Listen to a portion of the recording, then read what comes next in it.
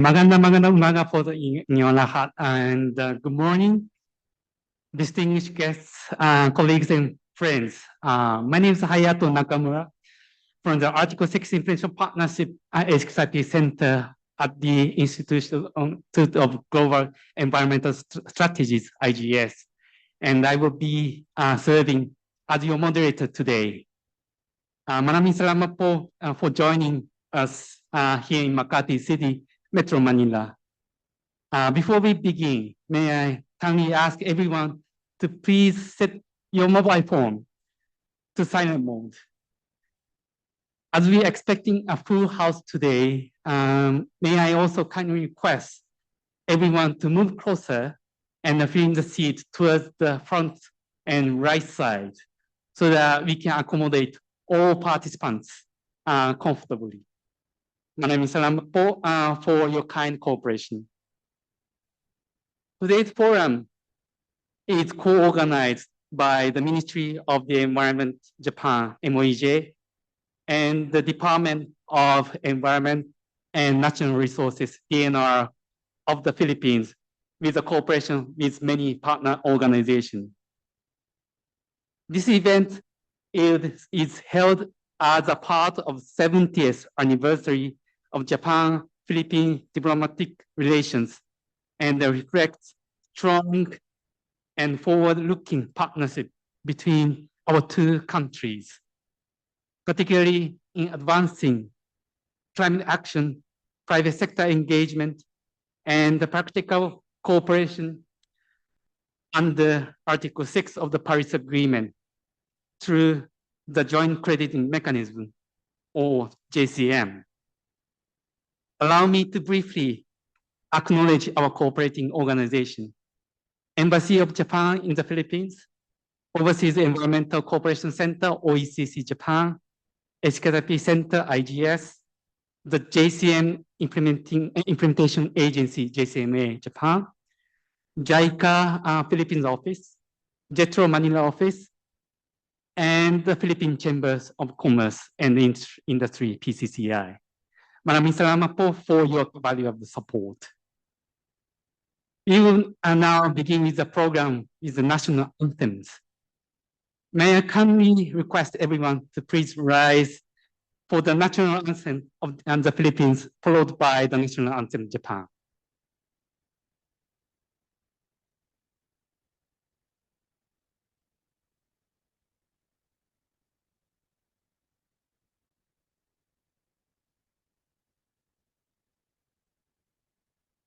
First, it is my great honor to invite Honorable Minister Ono Sho, Deputy Chief of the Mission from the Embassy of Japan in the Philippines, to deliver the opening remarks. Minister, please.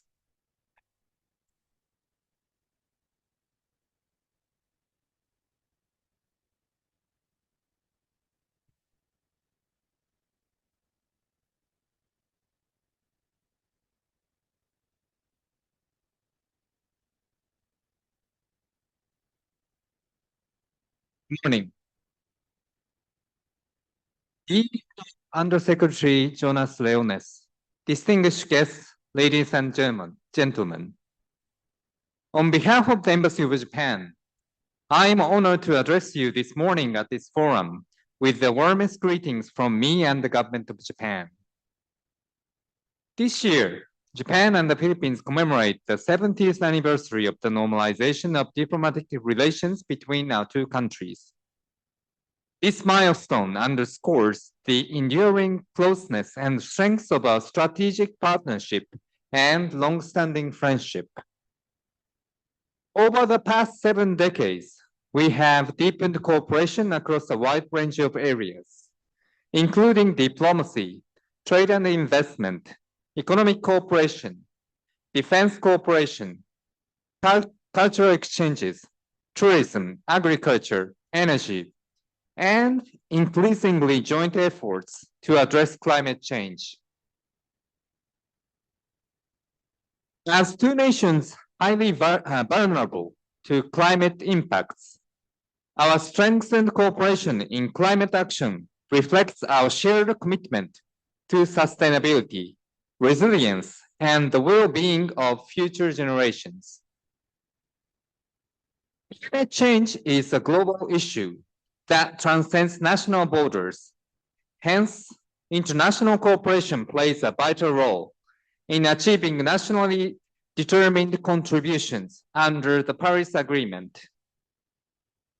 In aim of reducing greenhouse gas emissions globally, Japan early on initiated and pioneered the implementation of JCM or Joint Crediting Mechanism, which is also aligned to the Paris Agreement. To date, over 30 countries have already entered into agreements with Japan under this scheme. In 2017, Japan and the Philippines signed the JCM, and I'd like to acknowledge that the Philippines as one of the most active JCM partners. In the second Japan-Philippines meeting for JCM towards emission reduction held on November 6, 2025, several guidelines necessary for implementation, including those on reforestation and project idea notes, were adopted. Under this mechanism, Japan will implement various projects aimed at reducing GHG emissions in the Philippines using Japan's cutting-edge low-carbon technologies. Among the partner countries within the JCM framework, I'd also like to highlight alternate wetting and drying as one of the initiatives that stands out and has made substantial progress. I am pleased to learn that today we will also hear about alternate wetting and drying for climate mitigation in the Philippines, including updates on current policy directions. Today's forum serves as a crucial step in advancing our collective climate actions. The focus on advancing Article 6 implementation through business engagement and the matchmaking of JCM projects in the Philippines is truly commendable, and I believe it will foster valuable partnerships for sustainable development and meaningful progress toward our shared climate goals and GHG emissions reductions in both our countries. I'd like to extend my sincere gratitude to the Ministry of the Environment of Japan and the Department of Environment and Natural Resources of the Philippines, and all the co-organizers for making this event possible. Lastly, I'd like to thank you all for taking the time to join this forum. As we hear about the various presentations today, including the pitch presentations on JCM relevant projects from Japanese and Philippine companies, I encourage you to actively engage in discussions. I hope this forum serves as an opportunity for further foster collaboration and to develop concrete JCM project pipelines in the Philippines. By harnessing innovative and climate-friendly solutions, we can work our way together toward sustainable growth, strengthen our collective climate actions, and further deepen the friendly relations between our two countries. Maraming salamat po.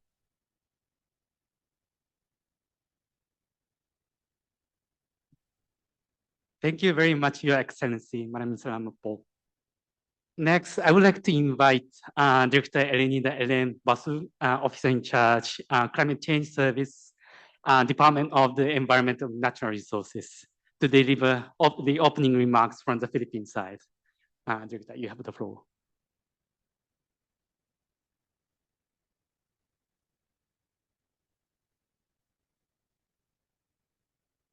Good morning, everybody. To our Minister Ono Shu of the Embassy of Japan within the Philippines, to First Secretary Hidenori Akasaka of the Embassy of Japan in the Philippines, to Director Masato Nagai of the Ministry of Environment Japan, to our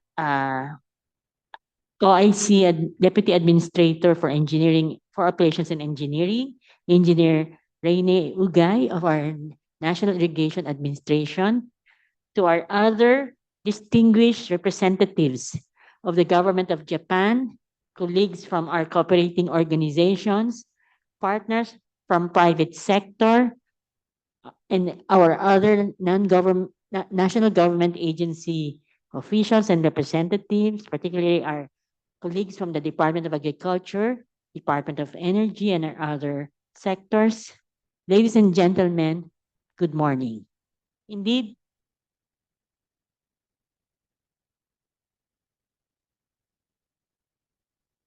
isang makakalikasang umaga po sa ating lahat. On behalf of the Department of Environment and Natural Resources, particularly our Undersecretary, Jonas Leones, who unfortunately could not be with us and is extending his apologies for not being with us because of an urgent matter with the Minister of the Philippines. Indeed, we are welcoming everybody to the Forum on Advancing Article 6 implementation through business engagement and joint crediting mechanism project matchmaking in the Philippines, or what we refer to today as the JCM Business Matching Forum.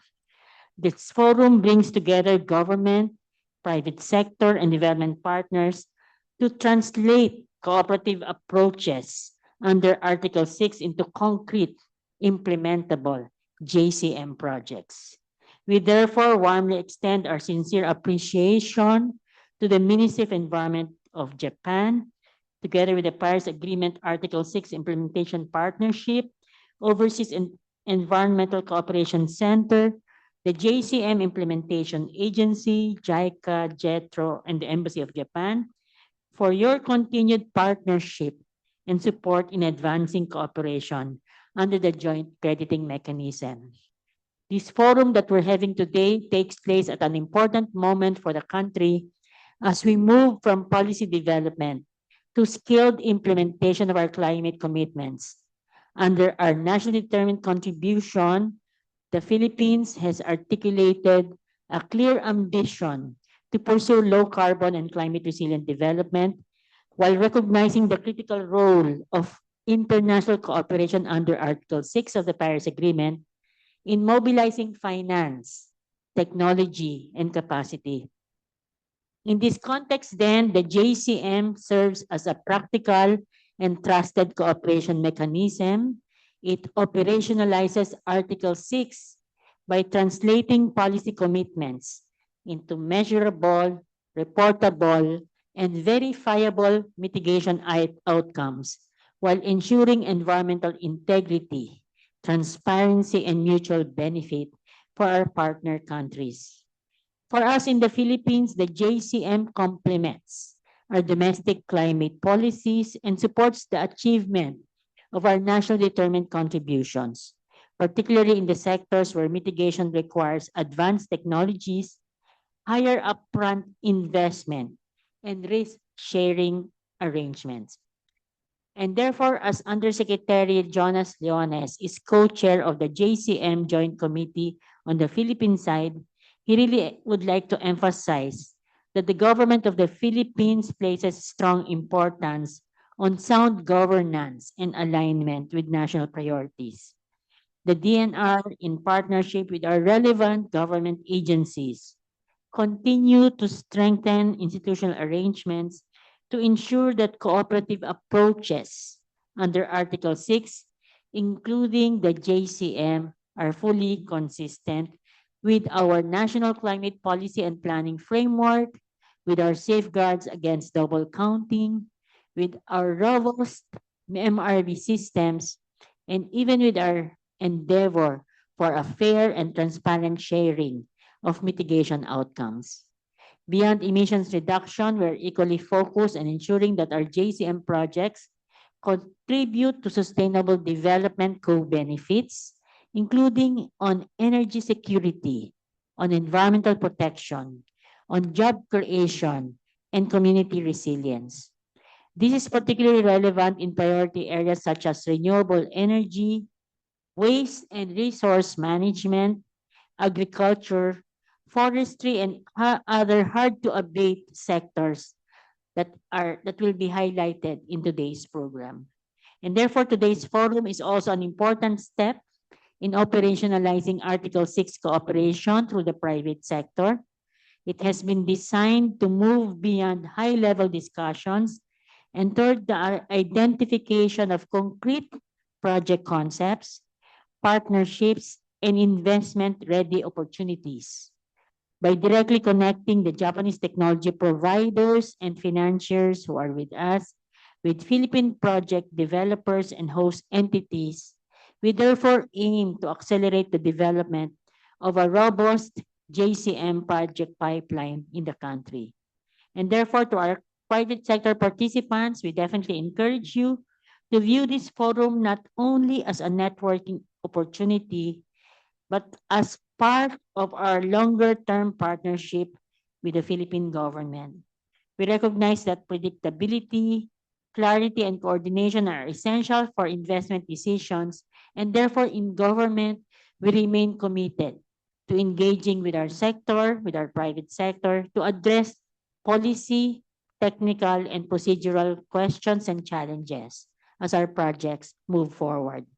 In closing then, please allow us to reaffirm the Philippines' strong commitment to international cooperation under Article 6 and to deepening our long-term, long-standing partnership with Japan through the JCM. We look forward to the outcomes of today's discussions, translating into concrete actions that support our shared climate goals and demonstrate how policy frameworks, when prepared with private sector leadership, can indeed have the potential to deliver real and lasting impact. Thank you, and we wish everyone a productive and successful forum. Magandang umaga po at mga kaligtasang araw sa ating lahat. Thank you very much, Director Basu. Maraming salamat po. You now hear a message from a cooperating organization delivered in the context of the 70th anniversary of Japan-Philippine diplomatic relations, highlighting a continued bilateral cooperation on climate action. It is my pleasure to invite Mr. Ide Soichiro, Senior Representative, JICA Philippines, to deliver the message. You have the floor.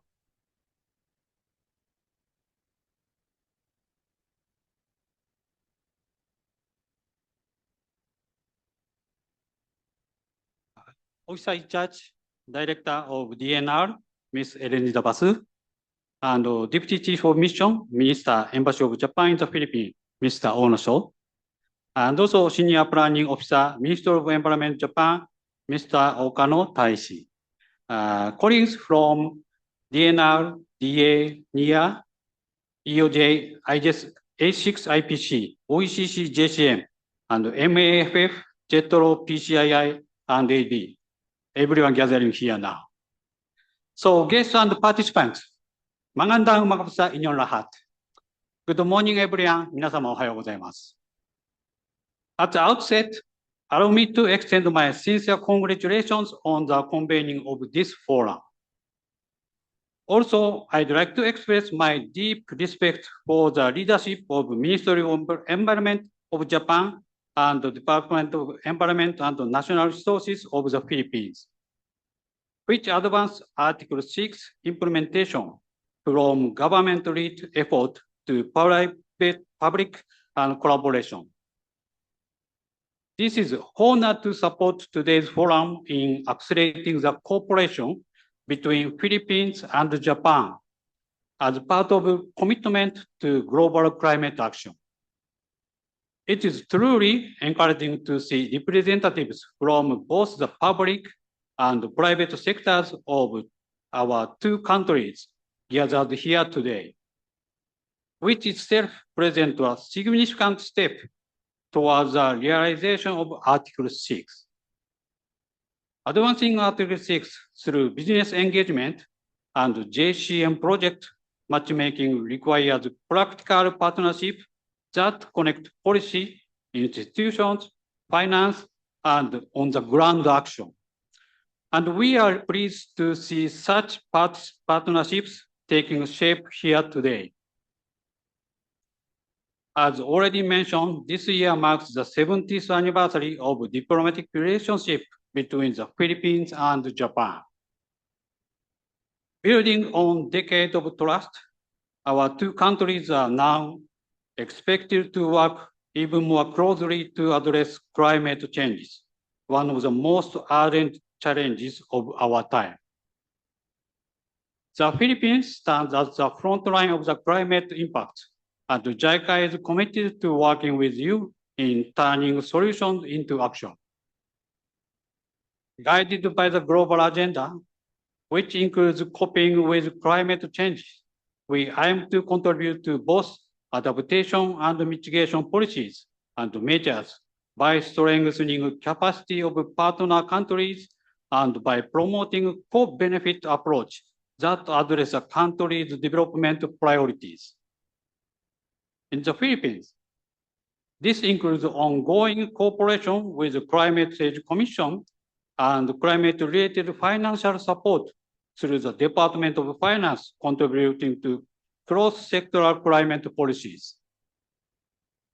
Going forward, JICA will further promote initiatives in areas such as green transformation, renewable energy, sustainable forestry, circular economy, water resource management, and sustainable financing.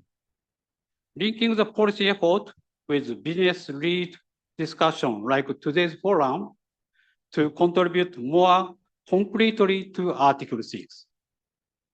Furthermore, mainly through our private sector engagement, we collaborate with Japanese companies to maximize our contribution. We believe that Japanese companies with technology innovation and financier, the driving force in transforming Article 6 and JCM from frameworks into concrete projects. In alignment with Philippine Development Plan and Sectorament work Plan. We look forward and excited to know the concrete result and way forward of this occasion. We hope that this forum will provide you with a meaningful venue of dialogue, foster closer collaboration between Japanese and Filipino stakeholders, and promote private sector-driven contributions to climate change goals of both countries. This is just the start of the brighter, more inclusive, and renewed Philippine-Japan friendship being sustained over time. Maraming salamat sa inyong lahat. Thank you very much. 皆様どうもありがとうございました。Thank you very much, Mr. Ide. Maraming salamat po. We will now proceed to a photo session. For this photo, the photographer will come to the, will take a picture from the stage to capturing all the participants at the venue. So may I kindly request everyone in the audience to please stand up, and the photographer come to the stage.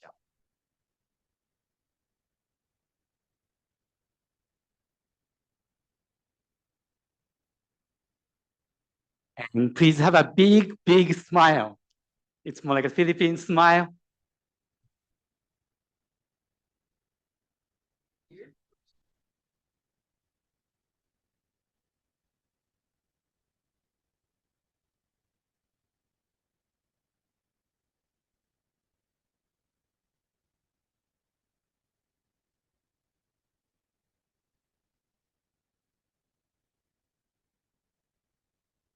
Okay, thank you very much. You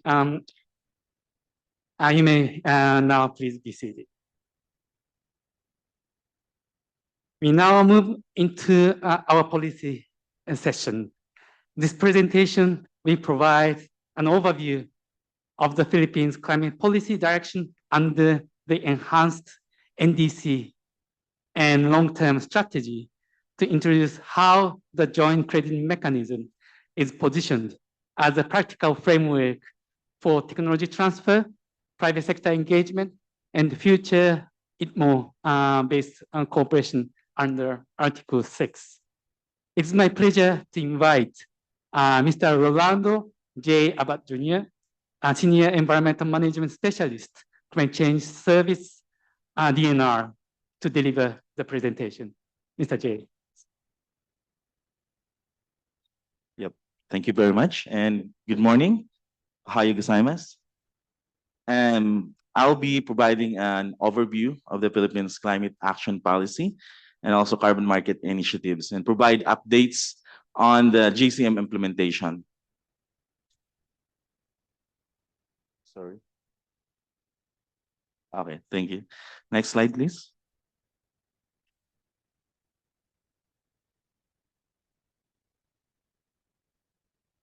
In my presentation, just going through the journey of the Philippines and our submission of the NDC. So the first submission that we have in 2021, and now we are ongoing the process of the updating, and we really plan to submit by this first quarter of this year. So we hope that this NDC will be able to be submitted to the UNFCCC.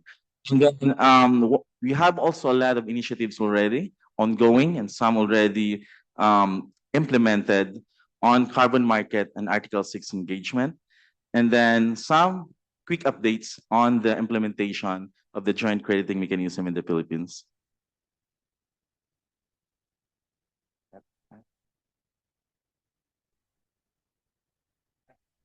Next slide, please.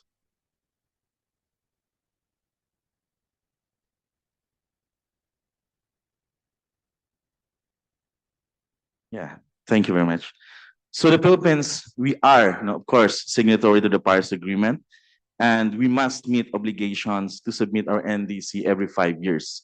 So we're a little bit late, like what the submission in 2020, we submitted it in April 2021, and now we will be submitting in this 2026, our 2025 NDC. However, our NDC is not only driven by our international duty to uphold the Paris Agreement requirements, but it is our pledge to our country to show leadership on climate and ensure we are tackling this challenge in tandem with delivering our national development priorities.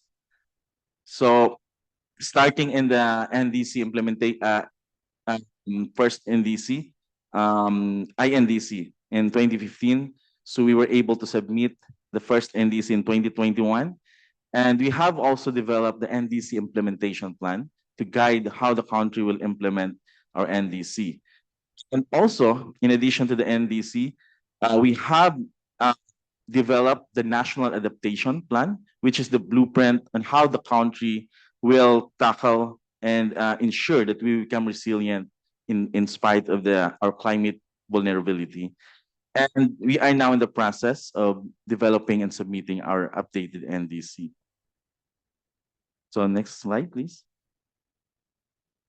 As you can see, the Philippines 2025 NDC reflects a nationally driven and comprehensive and inclusive approach to climate action.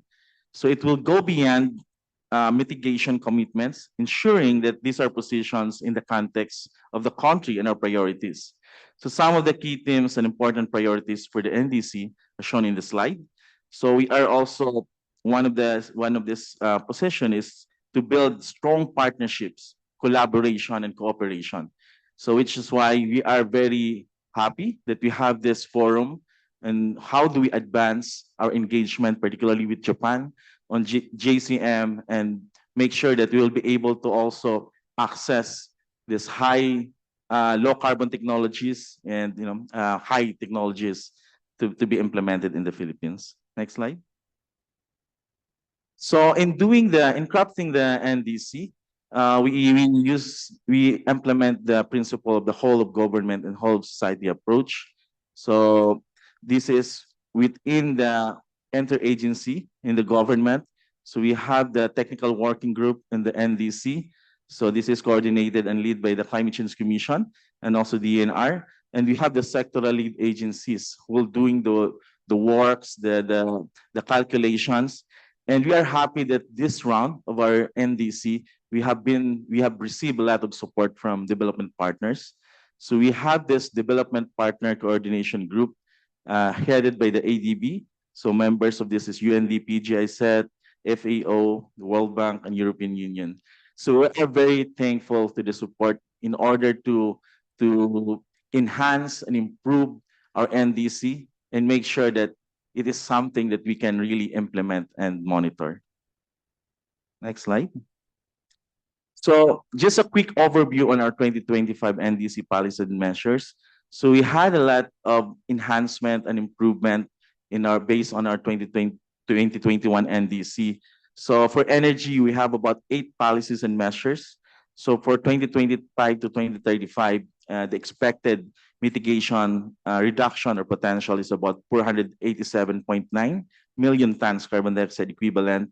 For the waste, we have a lot of policies and measures. 11, this includes the solid waste and the wastewater.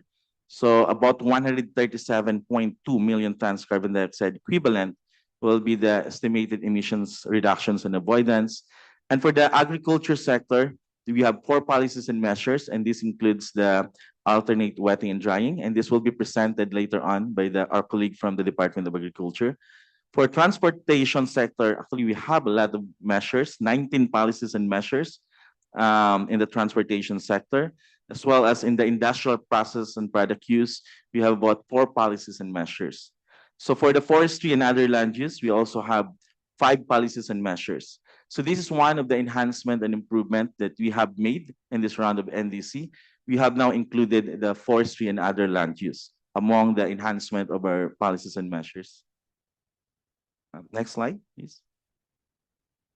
So let me go on to what are the carbon market related initiatives that the country is doing. So this is in support with our colleagues from Asian Development Bank. So this is an ongoing initiative of the Philippine government to develop the blueprint for the carbon policy framework. And the objective is to promote green economic development and private sector engagement and signal market readiness for Article 6 cooperation. So this also embodies what are the elements, including the integrity principles, eligible mitigation activities, authorization process, fees and share of proceeds, national carbon registry, and institutional arrangements. So this blueprints outlines the design of the core elements of the framework. And yeah, it's going finalization right now, and we target that by first or second quarter of this year, we'll be able to finalize this blueprint. And the status, this will be adapted through a CCC resolution once all the consultations and all the inputs and comments have been integrated. Next slide, please. So we also have an ongoing memorandum of understanding with Singapore. So this is also on Article 6.2. So we have signed MOU with Singapore in 2024. And last year, we have several technical discussions. And for this year, there will be a formal negotiations and concurrences. And we target to have this implementation agreement with Singapore to be signed in time for the ASEAN Chairship of the Philippines in April. Next slide. So another initiative from the Department of Energy is that they have issued the DOE Circular 2025-09018. So this policy is a fundamental instrument that aims to mobilize investments in clean energy, reduce greenhouse gas emissions, and advance the country's climate and sustainable development goals. Okay, next slide. So another from that, ongoing initiatives for the Forest Carbon Project.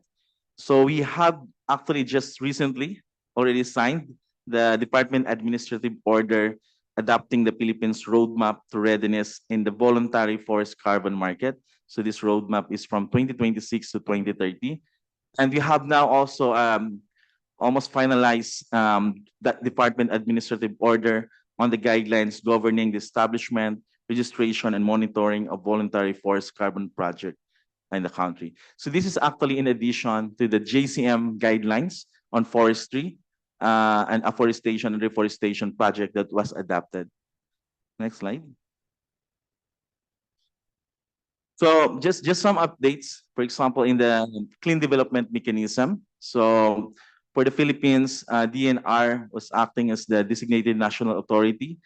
And then we have about 77 registered CDM projects before. and about 3 million credits issued in the CDM. And there is a request right now, ongoing request from 7 CDM projects to transition into Article 6.4. Next slide. Yep. And of course, we have implemented the joint crediting mechanism. So it was basically started and long ago, 2017, from the signing of the Memorandum of Cooperation between Philippines and Japan. And right now, update is that we have 4 approved GCM methodologies. So this includes the hydropower, the solar power system, biomass, and also the recently, just last year, the rice cultivation, the alternate wetting and drying. So we hope that under the JCM, we will be able to develop methodologies. We have seen several pipelines, some interest, like including the gas management, waste management. So yeah, we are really hoping that we could deliver, we could develop this more methodologies and more cooperation projects under the JCM. So we have also right now 5 projects registered. So all of them are solar projects, and we have 3 pending validation. And then we have several projects, about 30 or 20 plus projects in the pipeline that are in different stages. So some are still developing methodologies, some are trying to develop the concept, the PIN, some are already in the PDD development stage. So yeah, we are very glad that there is a lot of interest from Japan companies to implement JCM in the Philippines. Thank you. Next slide. Yeah, and also DNR sits as the co-chair, as mentioned by Director Ellen, and the Joint Crediting Mechanism Philippine Committee. For this one update that I would like to share as well is that we have conducted the second joint committee meeting last year, November 6th, and we are very happy that we have adopted the revised JCM rules and guidelines. And in this joint committee meeting, also we have adopted the guidelines for the RED Plus and afforestation and reforestation. And we also decided to post no objection to one project, the ARR project in Negros Occidental. So this is the also a reforestation project. And also we decided to exempt in the PIN process, the 22 projects that are already supported by Ministry of Environment and Japan. Yeah. So yeah, for the next steps, yeah, we would want to strengthen our collaboration, engagement, learn about the technologies, what is best suitable for the Philippines, and how can the private sector in the Philippines as well as the government, participate more.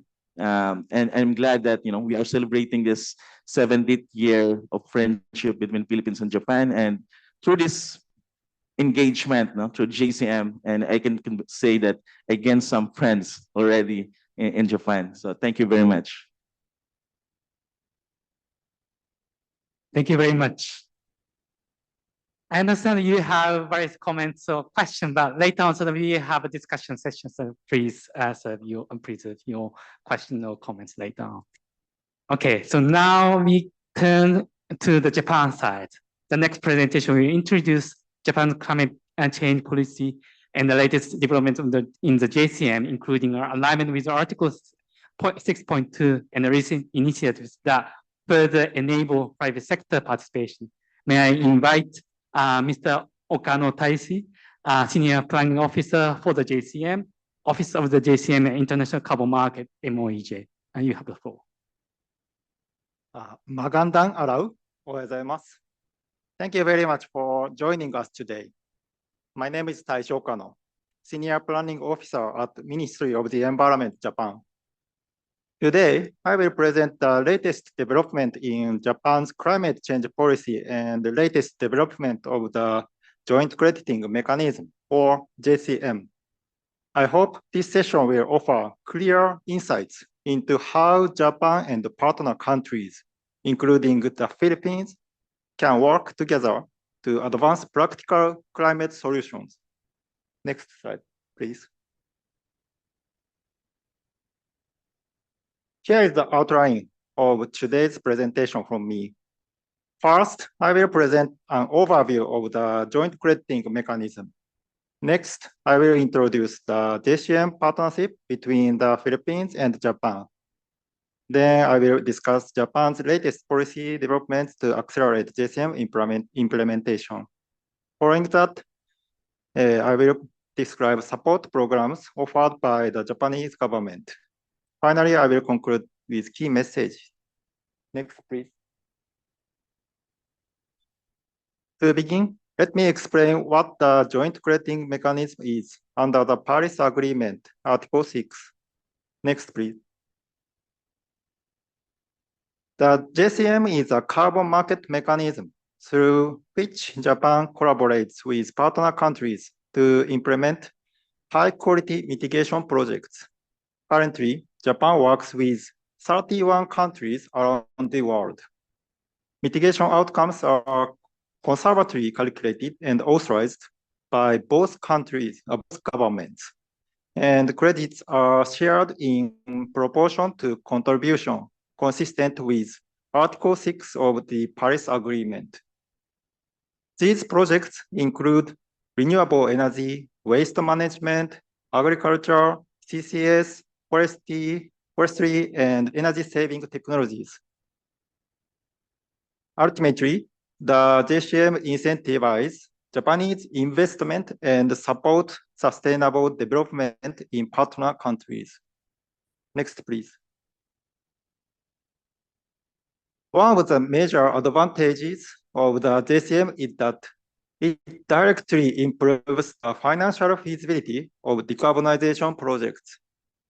By earning JCM credit, project developers can recover part of their investment, reduce the cost of technologies, and potentially lower the price of energy or services. In this way, the JCM helps accelerate market adoption of advanced low-carbon solutions. Next, please. The JCM is fully aligned with the Paris Agreement. It uses conservative reference emission levels, enables both countries to authorize international credit transfers, and applies corresponding adjustments to avoid double counting.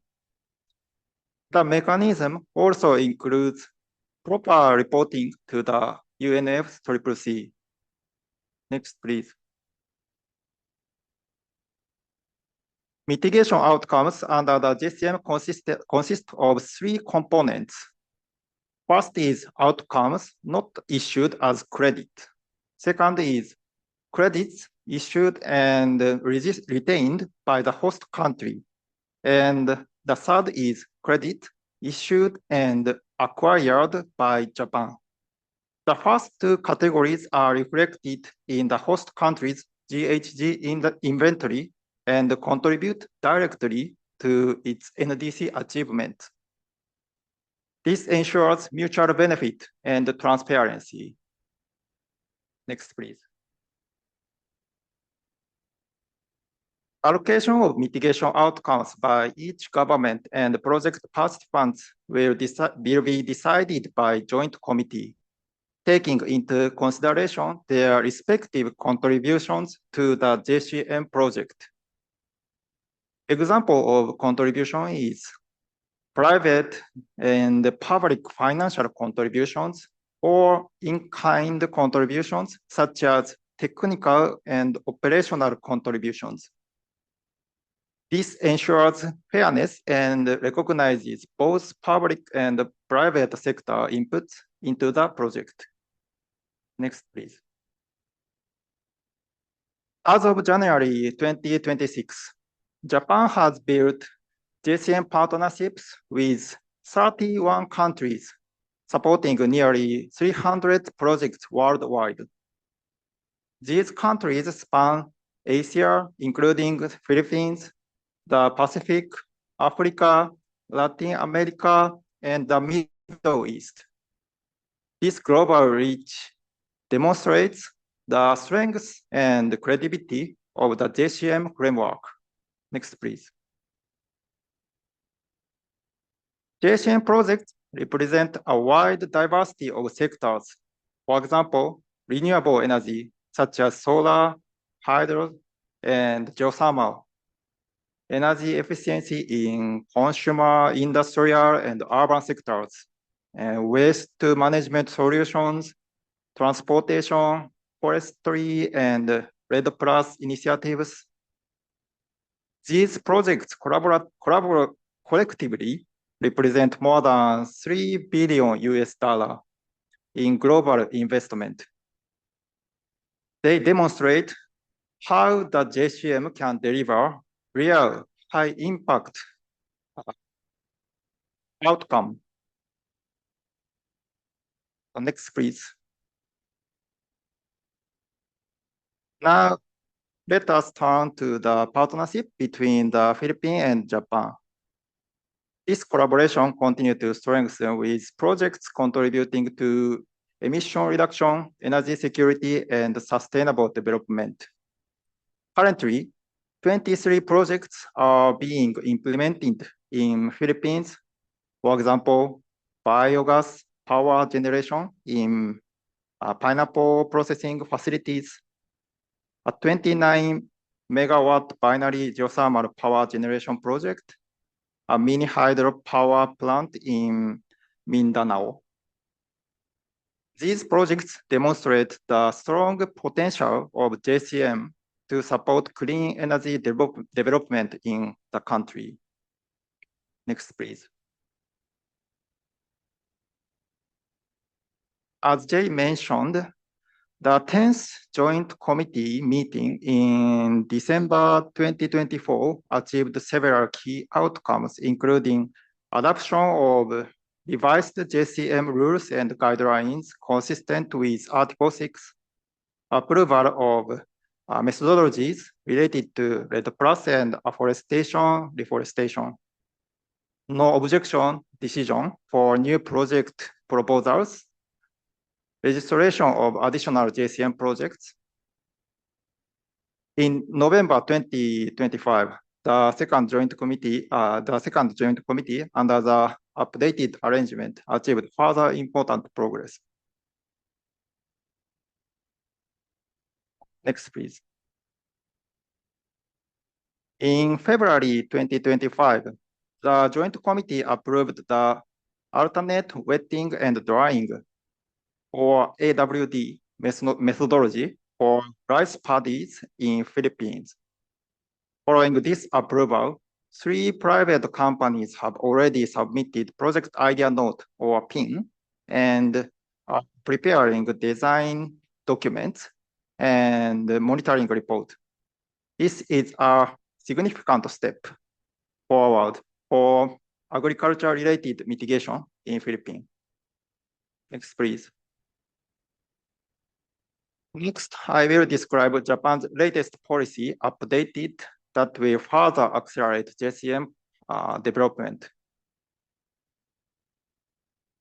Japan's updated NDC, published in February 2025, establishes ambitious goals for JCM.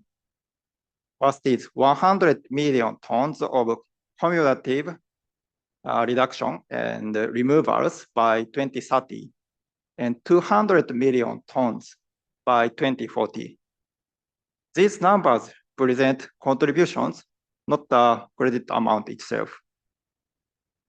Japan aims to quantitatively evaluate and count these contributions toward its NDC through Article 6 cooperation. This reinforces the government's strong commitment to scaling up JCM. In April 2025, next please. In April 2025, Japan launched the JCM Implementation Agency. And this agency is one-stop focal point on behalf of Japan's government to implement and facilitate the JCM. Next, please. Beginning in April 2026, Japan will launch a mandatory emission trading scheme known as GX ETS. This scheme will cover 300 to 400 companies, representing about 60% of Japan's emissions. Importantly, JCM credits will be allowed for companies creating significant demand and new opportunities for project developers worldwide. Next, please. So JCM credits acquired by Japan can be used in two ways. First is to contribute to Japan's NDC. The second is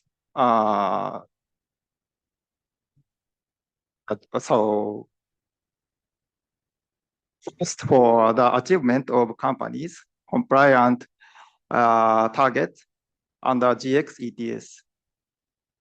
Next, please. Next, I will introduce some key support programs provided by Government of Japan. Next, please. So Japan offers a wide array of financial and technical and capacity building support. So these projects are provided by Ministry of the Environment, Ministry of Economy, Trade and Industry, Ministry of Agriculture, Forestry, and Fisheries. Next, please.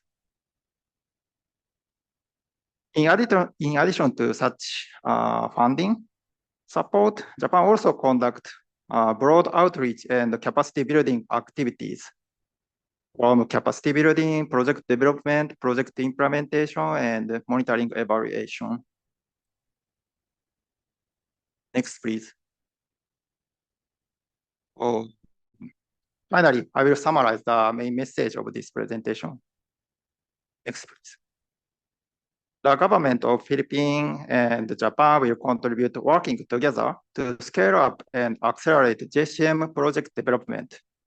JCM can serve as a leading example of carbon market development in Philippines, especially in the context of mutual recognition arrangement.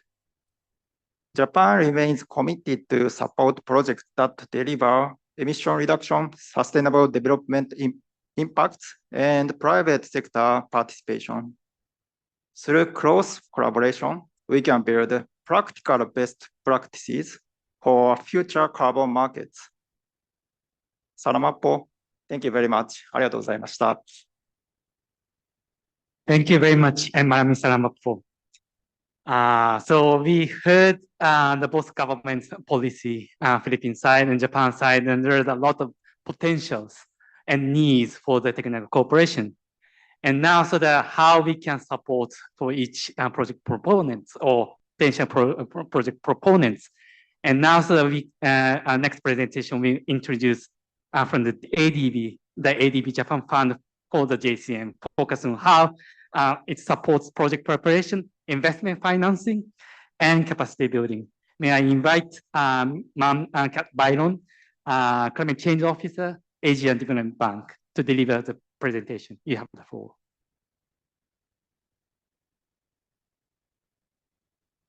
Thank you, Hayato-san, and thank you for the organizers for inviting us here. So I understand my session is just before the coffee break, so I hope to be able to keep up you until then. So next slide, please. So before we go into Japan Fund for the Joint Crediting Mechanism, it might be worthy to first understand where JCM sits within ADB. So in fact, we do have a carbon market program within ADB. So this is a bank-wide initiative which is built on two pillars. So first, it's carbon market development, wherein we provide technical and readiness support for our developing member countries so that they can effectively engage international carbon markets. And second, we have carbon finance, mobilizing carbon finance so that we can incentivize investments in low carbon technology. So you'll see in this slide that we have three facilities. So for our carbon market development, we have a technical assistance facility, which is the Article 6 support facility. And we do have two carbon funds, Climate Action Catalyst Fund, or CACF, and Japan Fund for the Joint Crediting Mechanism. So I think we just want to highlight here how it's important to have the different parts working together so that we can really maximize the opportunities presented by international carbon markets. Next slide. Next is Japan Fund for the Joint Crediting Mechanism. So it's quite a long name, but I guess it really explains what we do. So first, we were established 2014 as ADB's single donor trust fund. And, to date, we have received a contribution from the government of Japan of 138.58 million US dollars. Our objective is to provide financial incentive for the adoption of advanced low carbon technologies in ADB finance projects. So when we talk about ADB finance project, this covers projects that go over to our sovereign and non-sovereign channels.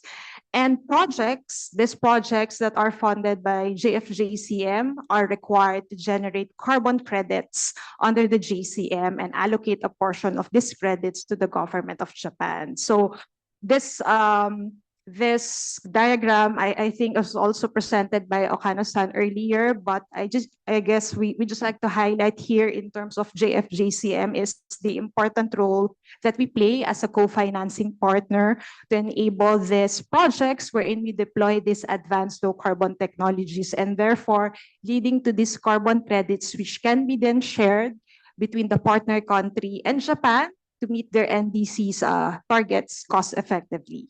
Next slide, please. Then in terms of eligibility, so there are three aspects. So leveraging on the presence of ADB as in Asia and the Pacific. So as mentioned, there are 31 JCM partner countries, 19 of which are ADB's developing member countries. And of course, that also includes the Philippines. In terms of projects, so as mentioned earlier, it has to be financed by ADB. So specifically investment projects or financed by ADB or ADB administered funds. To a certain extent, we also provide support in terms of technical assistance with the intent to develop a pipeline of JFJCM eligible projects. Then in terms of technologies, we have mentioned advanced low carbon technologies, and this has to address GHG emission that come from energy. So it's energy source related GHG emission reductions.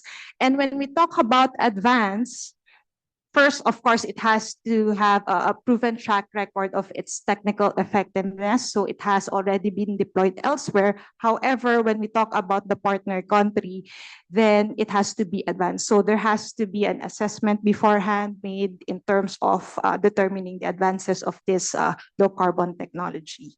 Next slide, please.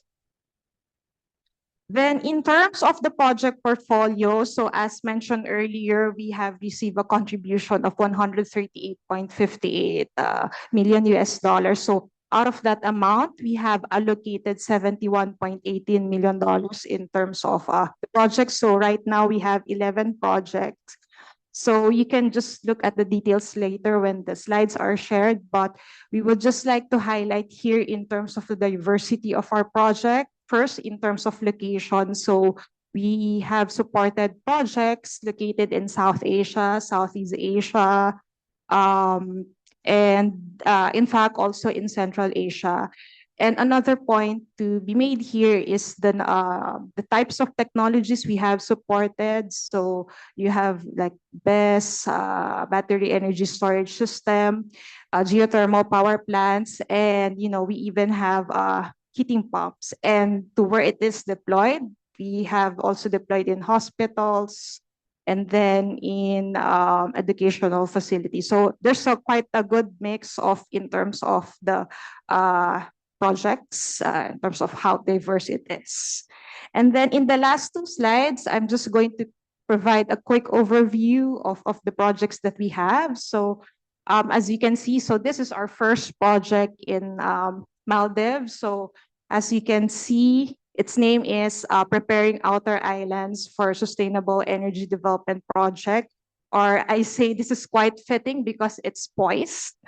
And then in terms of the project objective, so I'm not sure if you're aware of what Maldives is. So they heavily reliant on diesel for electricity generation. So this project aims to provide or create in terms of a solar diesel hybrid system, which aims to transform the power grid in Maldives. So the total project cost is 129 million.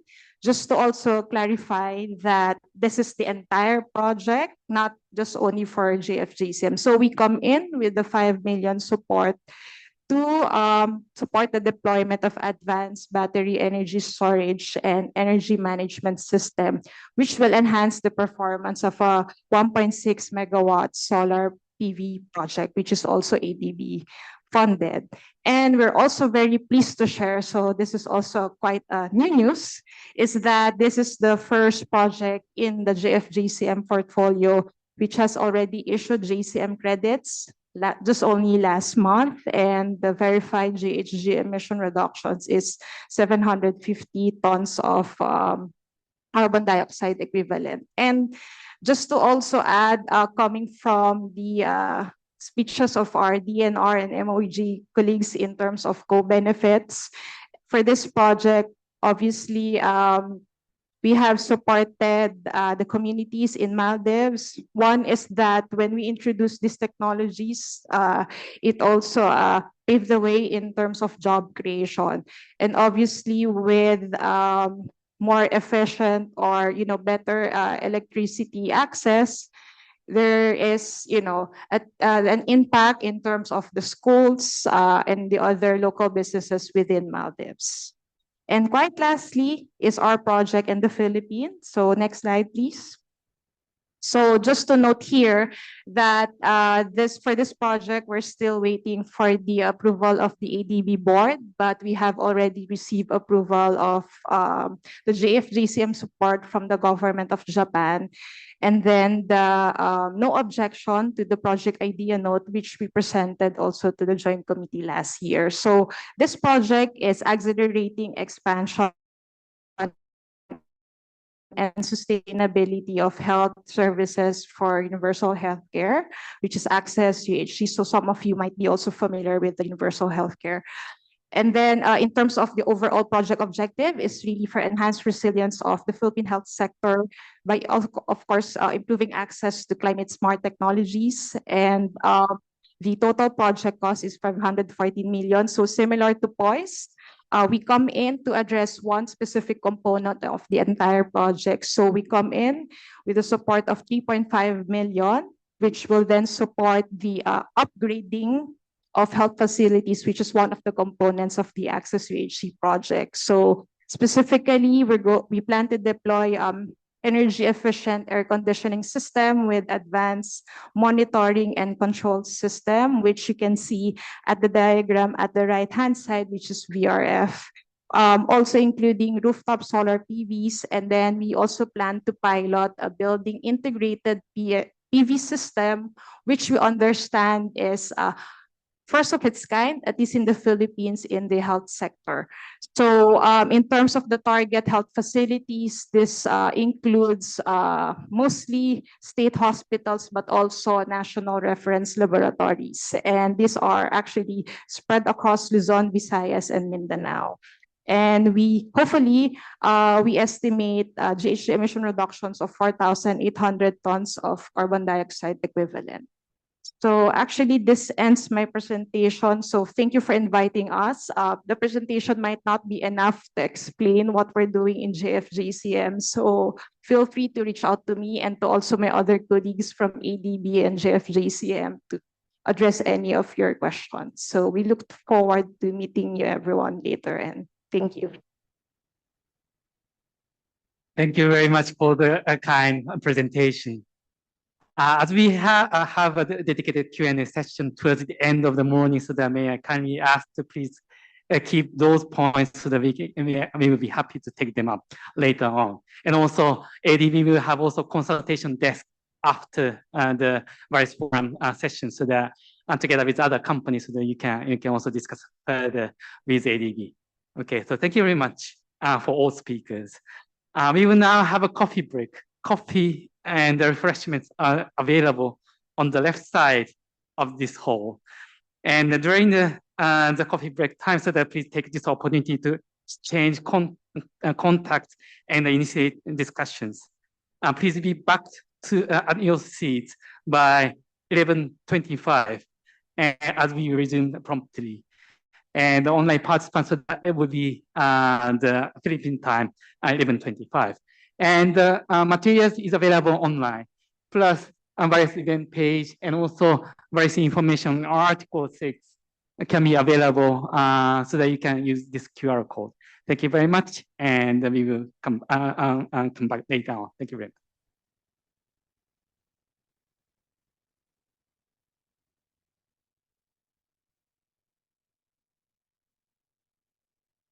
And also the coffee. But I hope that you can enjoy the coffee break because we will focus more for the deepening of the contents, which is very, very important. So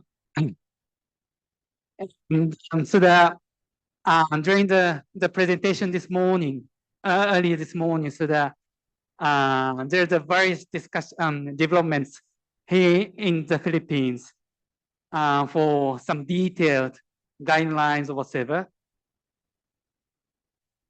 And so the first presentation, latter part of this morning, the presentation will outline how alternate wetting and drying AWD is positioned within the Philippines NDCs and the agriculture mitigation framework, including enabling conditions and the coordination needs. As you might know, the Philippines, rice or agriculture is very, very important for everybody. So that will be great to have, and also the participation from the Department of Agriculture.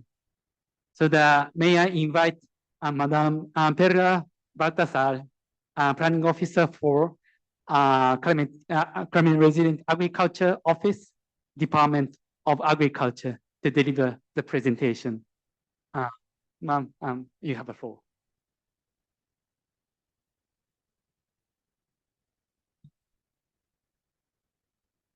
Hello, good morning, everyone. Have you had your good snacks? Okay, so I'm Perla Baltasar. I'm from the Climate Resilient Agriculture Office of the Department of Agriculture.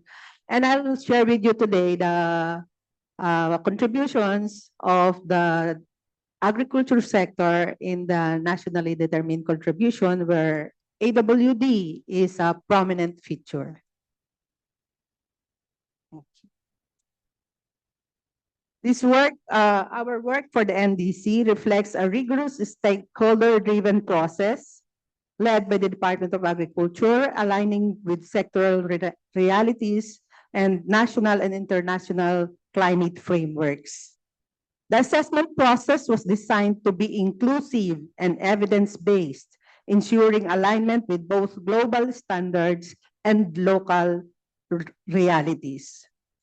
We have identified priority policies and measures that not only reduce emission but also deliver adaptation co-benefits, such as improved ecosystem services, healthier environments, and support for rural livelihoods while delivering our mandate to ensure food security.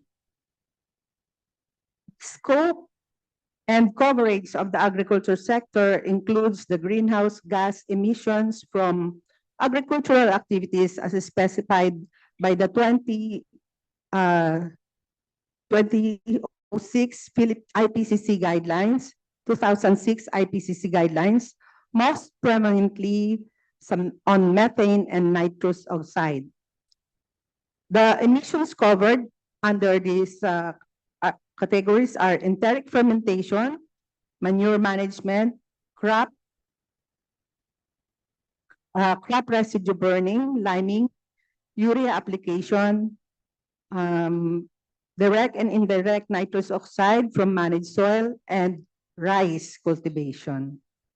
Key initiatives of the sector highlights its priority areas in water resource management to combat climate change impacts such as drought and prolonged dry seasons, and the massive repopulation of our swine industry, which was hit by 24% decrease in population due to ASF since 2019. The sector also continues to enhance the GHG emission inventory and methodology through the development of Tier 2 GHG inventory for buffaloes from the Philippine Carabao Center, and the use of national emission factor for rice cultivation is incorporated in our assessment. Next slide. Our NDC development process follows a structured and inclusive approach that began with a consultancy launch in March 2025, progressing through the kickoff meeting, inception report that aligned objectives via desk review, coordination with all government DAA units, and initial data gathering on commitments and existing knowledge and forward-looking analysis. The baseline scenario was then established for the first workshop, consultative workshop, which identified policies and measures, estimated mitigation potentials, and later validation workshop. The drafting and iterative refinement of the sectoral report through the economy-wide integration produced a final version aligned with national climate goals, strengthened institutional memory, policy coherence, and empowering agriculture to contribute meaningfully to climate resilience and low carbon development. Next slide, please. Stakeholder engagement remained cornerstone of the NDC process for the agriculture sector, ensuring inclusive participation across government agencies, academic institutions, civil society, the private sector, and even the youth groups. This consultative approach was further anchored in cross-cutting themes, including gender equality, disability and social inclusion, and just transition principles. This reinforced commitments to equity, transparency, and long-term sustainability in climate-resilient agricultural development. Next slide. So now, this is how we want to, we see to deliver the emissions reductions.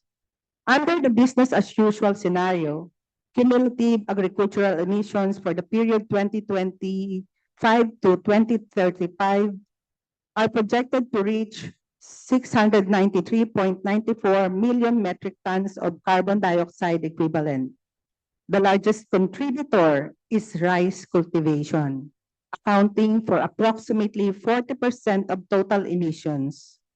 Emissions from managed soils represent the second largest category at 31%, and livestock-related emissions rank third, contributing 23%. Other sources, including biomass burning, urea application, and indirect emissions from manure contribute marginally to the overall total.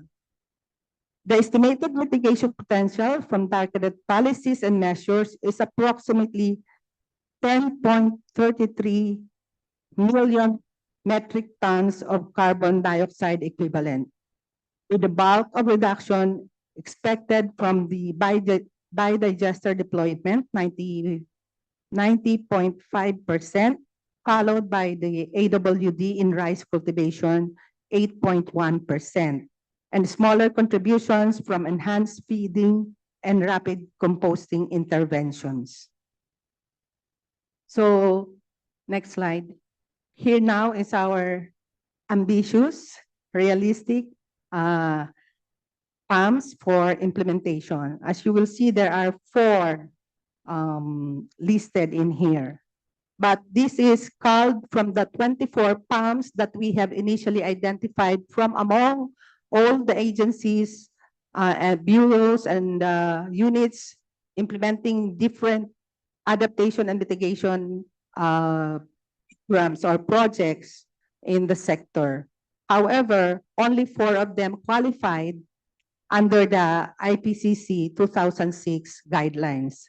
Others are either adaptation only or cross-cutting energy, LULUCF and FOLU. The list of agriculture PAMs for 2025 reflects a strategic evolution of the Philippines' climate commitments in agriculture, building on the 2021 nationally determined contribution while introducing new targeted interventions.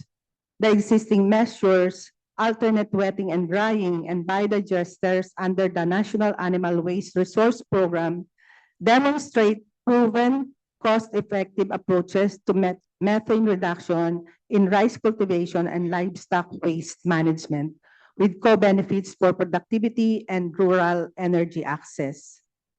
The 2025 additions introduce climate-smart feeding rations and rapid composting for buffaloes, addressing enteric fermentation and manure emissions, respectively. These low-cost interventions not only reduce methane and nitrous oxide, but also enhance soil health and livestock productivity. Beyond emissions reductions, these measures offer entry points for multi-sectoral collaboration and inclusive implementation, especially for smallholders and marginalized communities. They align with just transition principles and reinforce the Department of Agriculture's commitment to climate resilience, sustainability, and equity in the agri-fisheries sector. So looking ahead, what are our identified opportunities, challenges, and lessons? As the agriculture sector advances toward climate resilient transformation, it faces both systemic challenges and emerging opportunities. Strengthening institutional capacities, improving data integrity, and aligning mitigation actions with international transparency requirements are critical steps.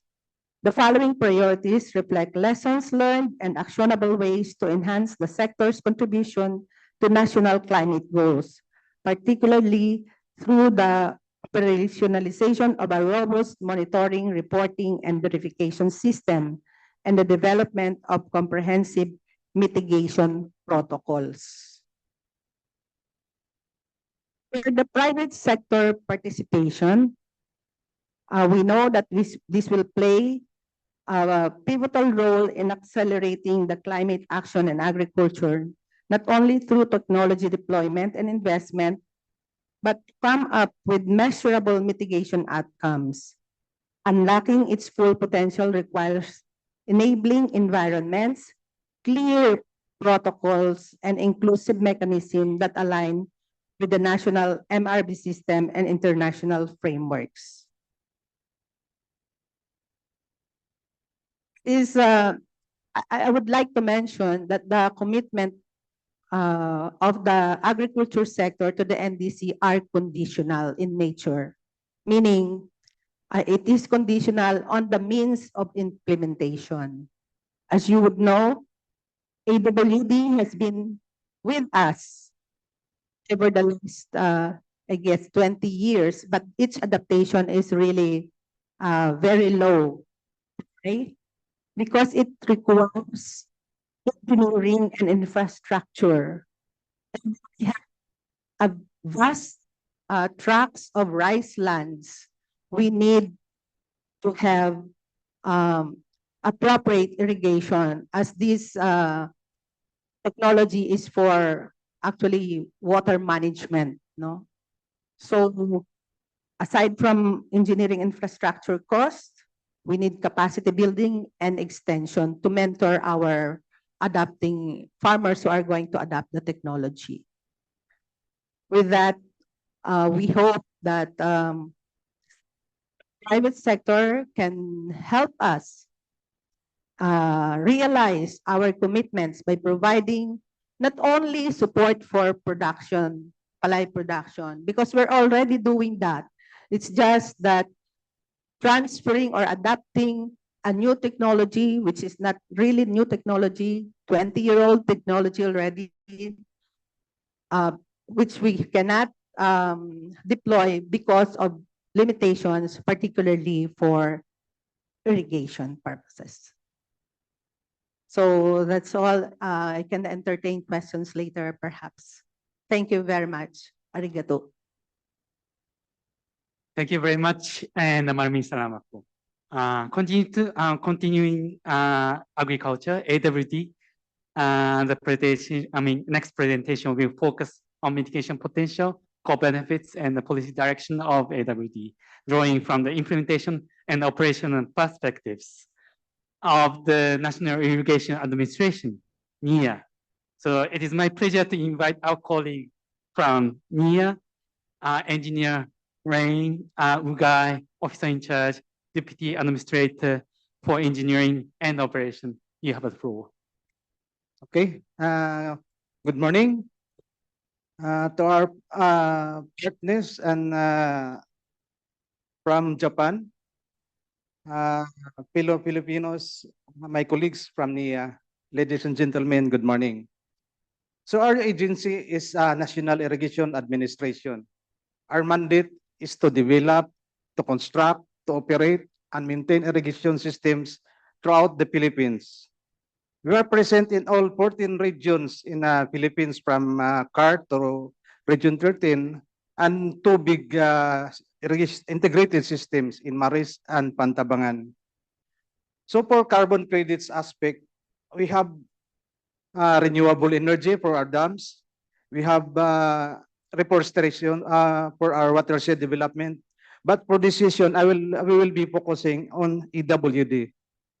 So next slide. So as early as 2016, we have already implemented alternate wet and dry just to conserve water, to improve the production of our farmers. So these are the highlights of our EWD through our MC number 35 series of 2016. So we have more than 1.1 irrigated areas as of 2025. But this area is not all qualified for carbon credits due to actual conditions like availability of structures, availability of waters. So next slide. Next slide. So these areas, irrigated areas as of 2025, we have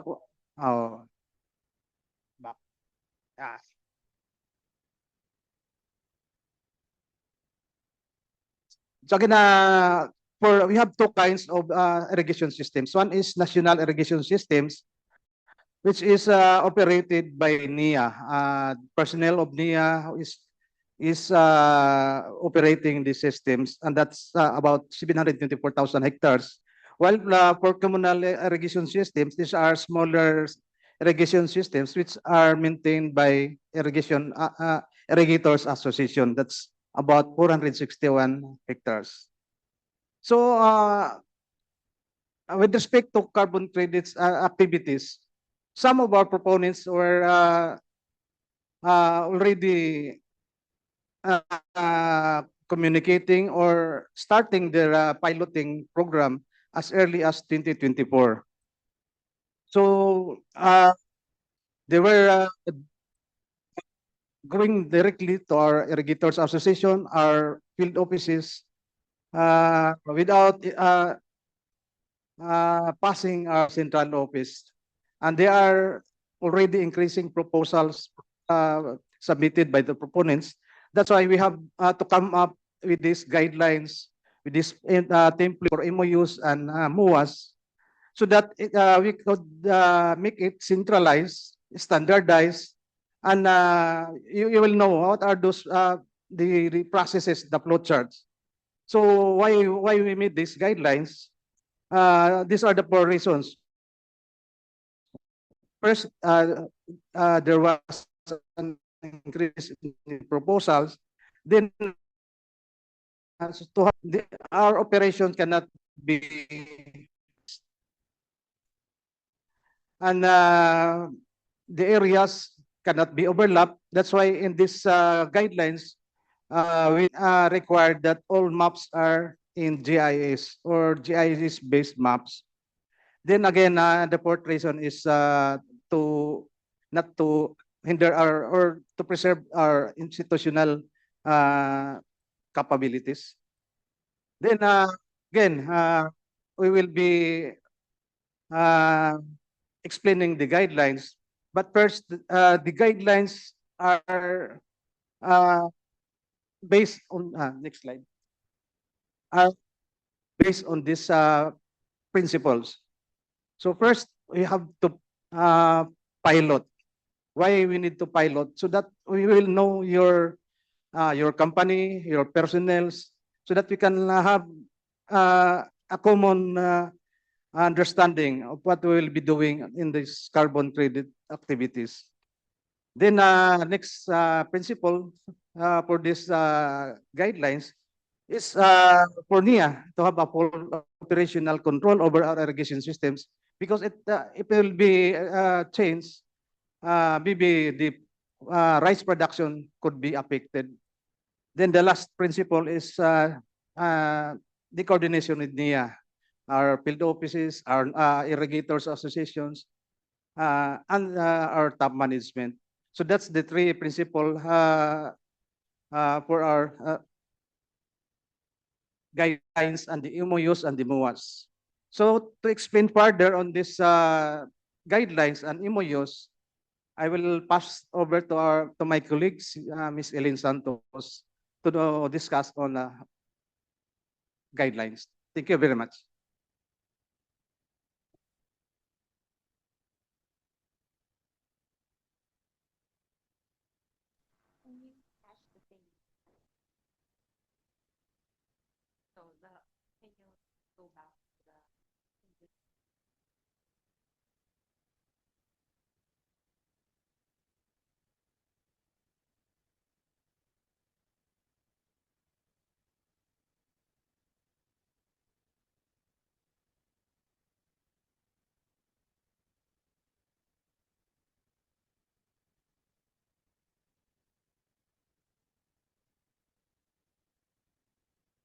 Like to go back to the slide. So at the policy level, NIA intends to allow AWD-based carbon credit initiatives to be explored in a structured and controlled manner within NIA managed irrigation systems without compromising irrigation operations. The proposed guidelines are not intended to promote any specific carbon market mechanism, but rather to establish how NIA will govern AWD-based initiatives within irrigation systems. The established approach of starting with a pilot stage, as mentioned by Engineer Ugay earlier, followed by a possible expansion, will be implemented. Any expansion remains subject to evaluation and approval. This reflects NIA's view that AWD-based carbon credit initiatives must first demonstrate technical soundness, operational compatibility, and farmer acceptability before any discussion of scaling up. NIA maintains its full operational control over irrigation systems, including water delivery and scheduling, and coordination with the agency and with the IA remains a fundamental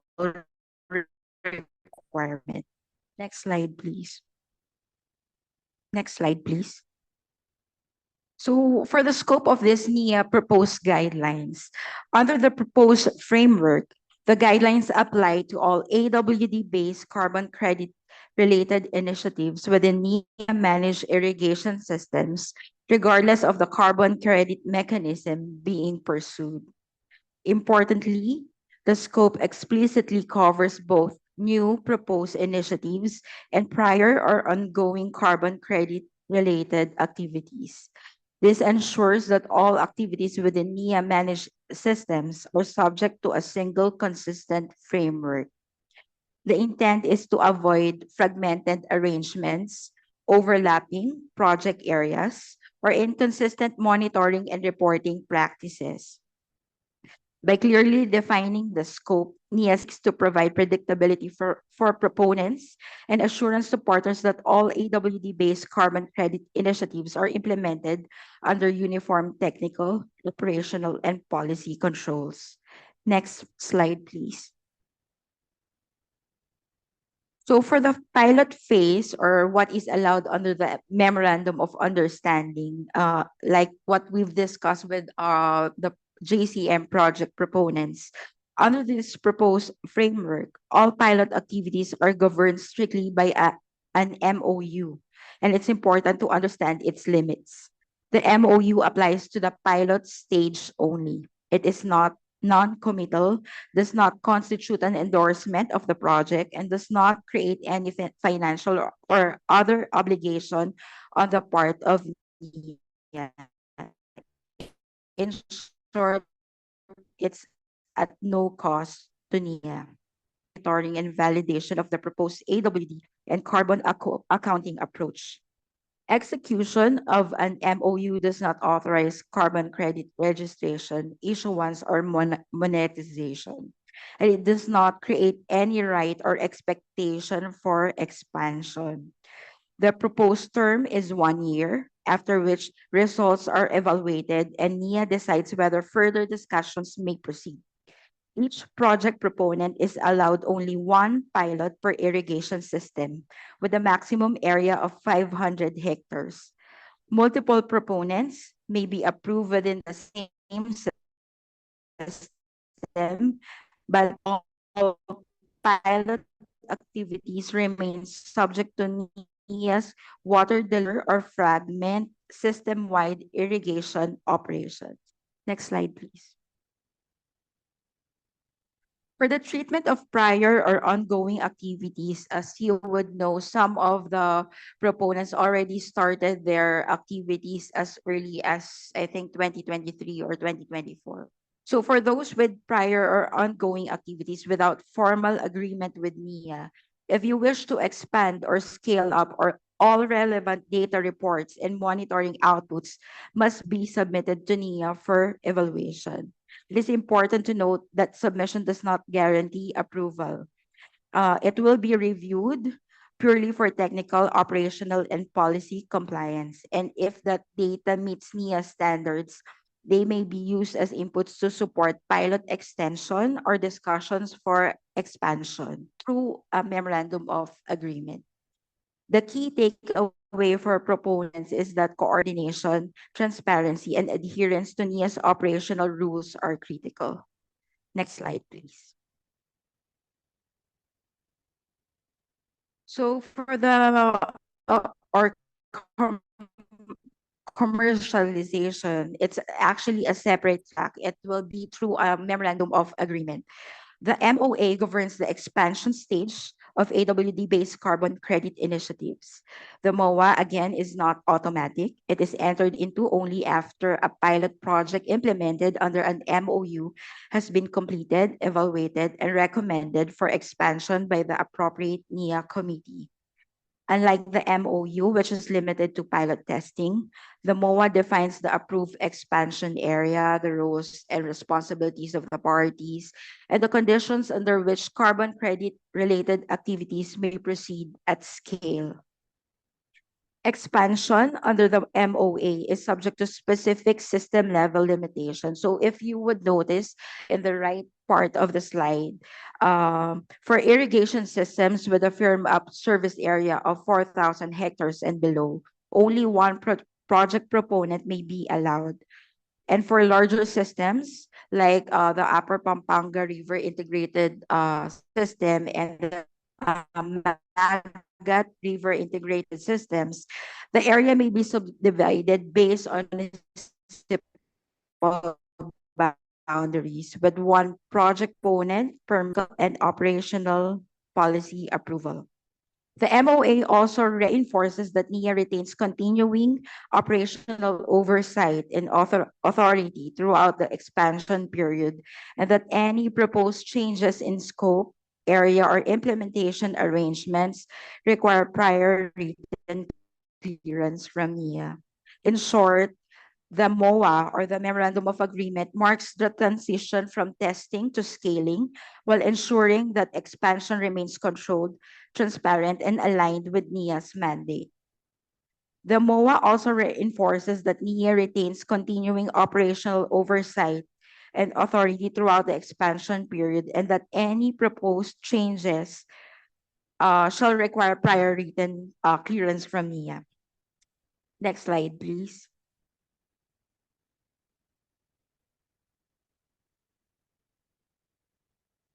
To wrap up, here are the key points to keep in mind.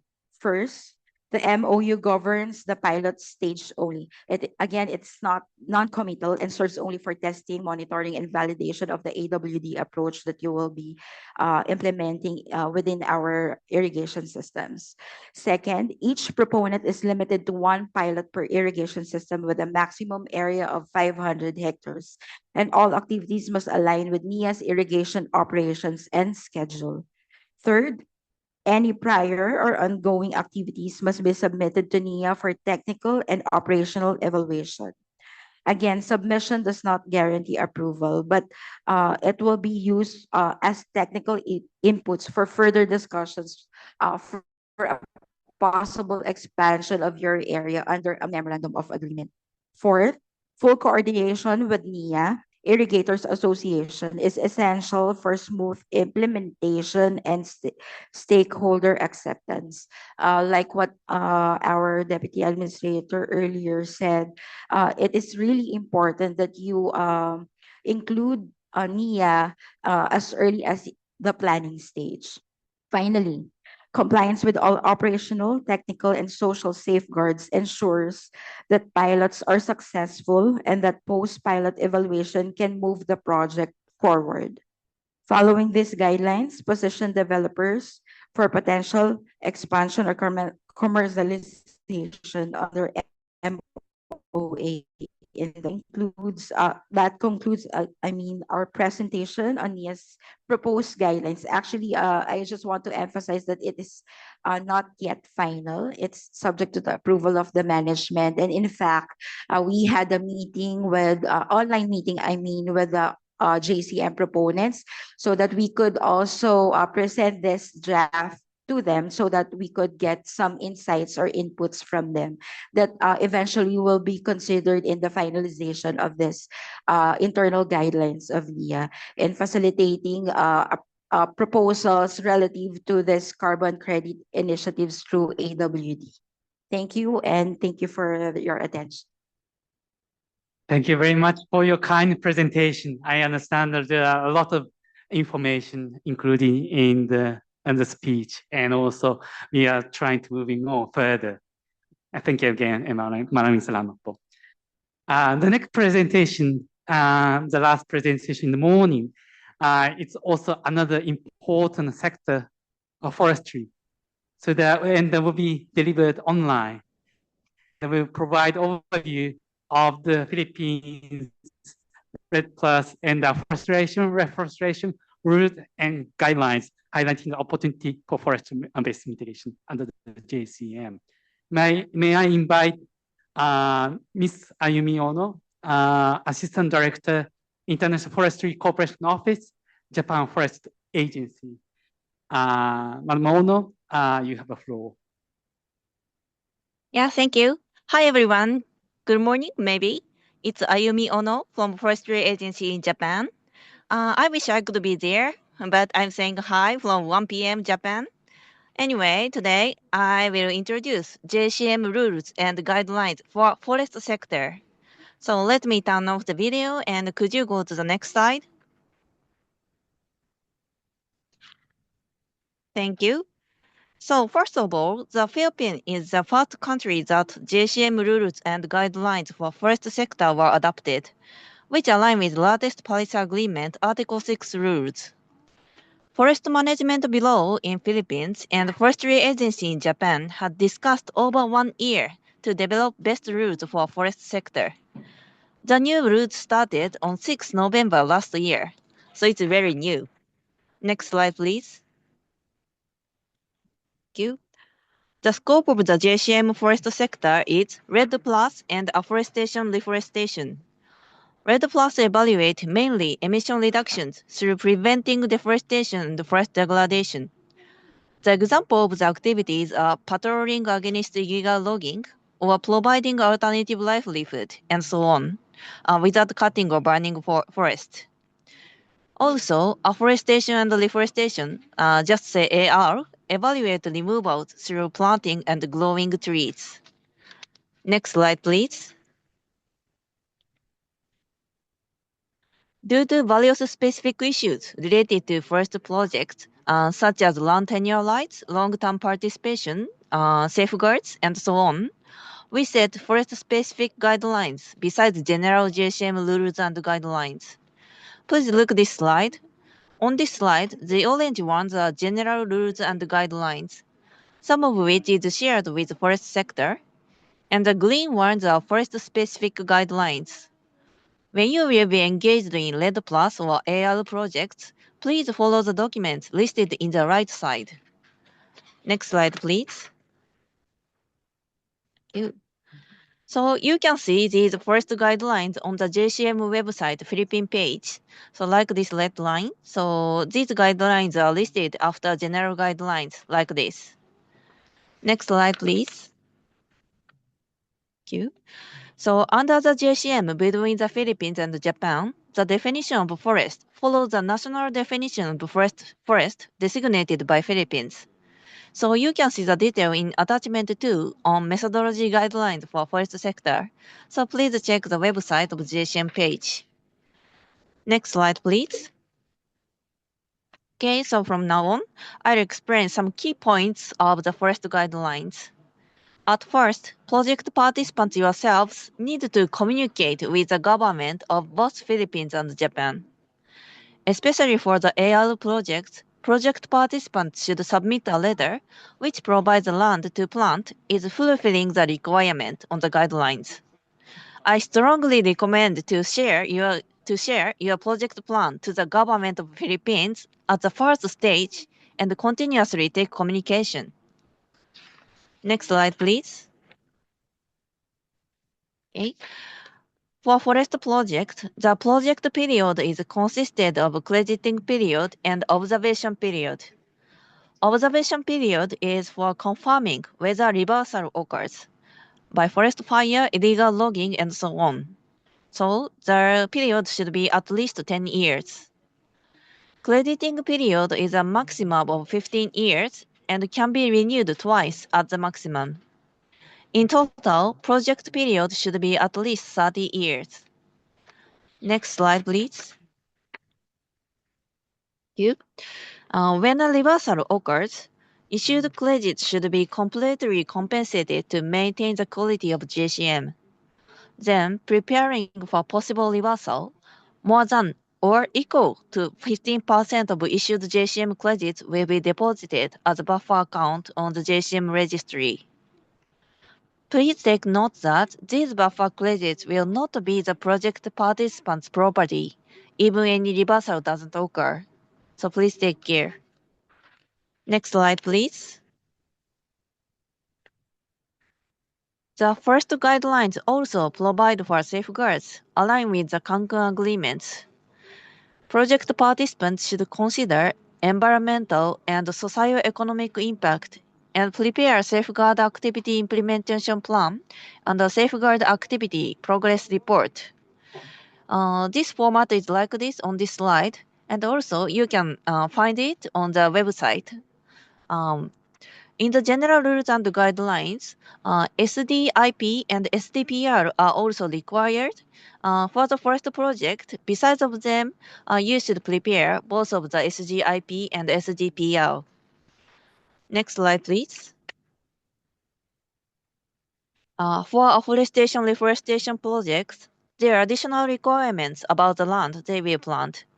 Basically, the activity should be converting from non-forest to forest, and the project area has not been cleared of native ecosystems within the 10 years before the project start date. This rule is for preventing project participants themselves cut trees before starting projects. Also, planting and tree species should align with the Philippines National Biodiversity Strategy. So please check this strategy before starting the project. Next slide, please. Timber production in the project area can be permitted, but there are some restrictions on credit issuance. In this case, upper limit of the amount of credit issuance is applied based on future harvesting plans. So, like this slide, the amount of credit will not above the cumulative net removals in the project area. And also, if a reversal occurred, this difference amount should be compensated. Next slide, please. So it's an overview of JCM forest sector. I hope these newly adopted rules will contribute to climate change mitigation and forest management in the Philippines. So salamat po and thank you for listening. Thank you very much, Madam Ono. Maraming salamat po. So now, thank you very much again for all speakers. And we will now open the floor for questions, comments, and answers. So it's more like a privilege for the floor in-person participants. So please raise your hand and state your name and organization, and you keep your question concise. So anyone who wants to take a role or for questions.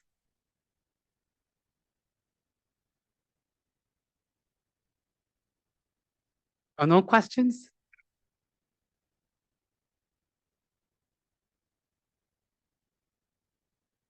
Yes, please. Thank you for the presentation. My question goes to DA, especially especially rice methane deduction. I'm Kazuki from Fager. I want to check whether you plan to change to tier 2 for the AWD monitoring at coming NJC, or you will keep tier 1? As you said, you will change to tier 2 for the livelihood, or I forgot something. For AWD, we are maintaining the tier 1. What we're working at for tier 2 is more on the buffaloes emissions from enteric fermentation and manure management. I see. Thank you. In that case, you counted certain tons at NDC from the rice methane reduction, right? I saw 8.1% among the palm will be for AWD. How do you plan to count if it's tier 1 approach? Actually, we have come up with the calculations with the help of our technical experts. So the technical process for that was already done by the UP from UP Diliman. So, and also the field rice. So they were. I'm not really the technical person for this, but that's the process that we have undergone.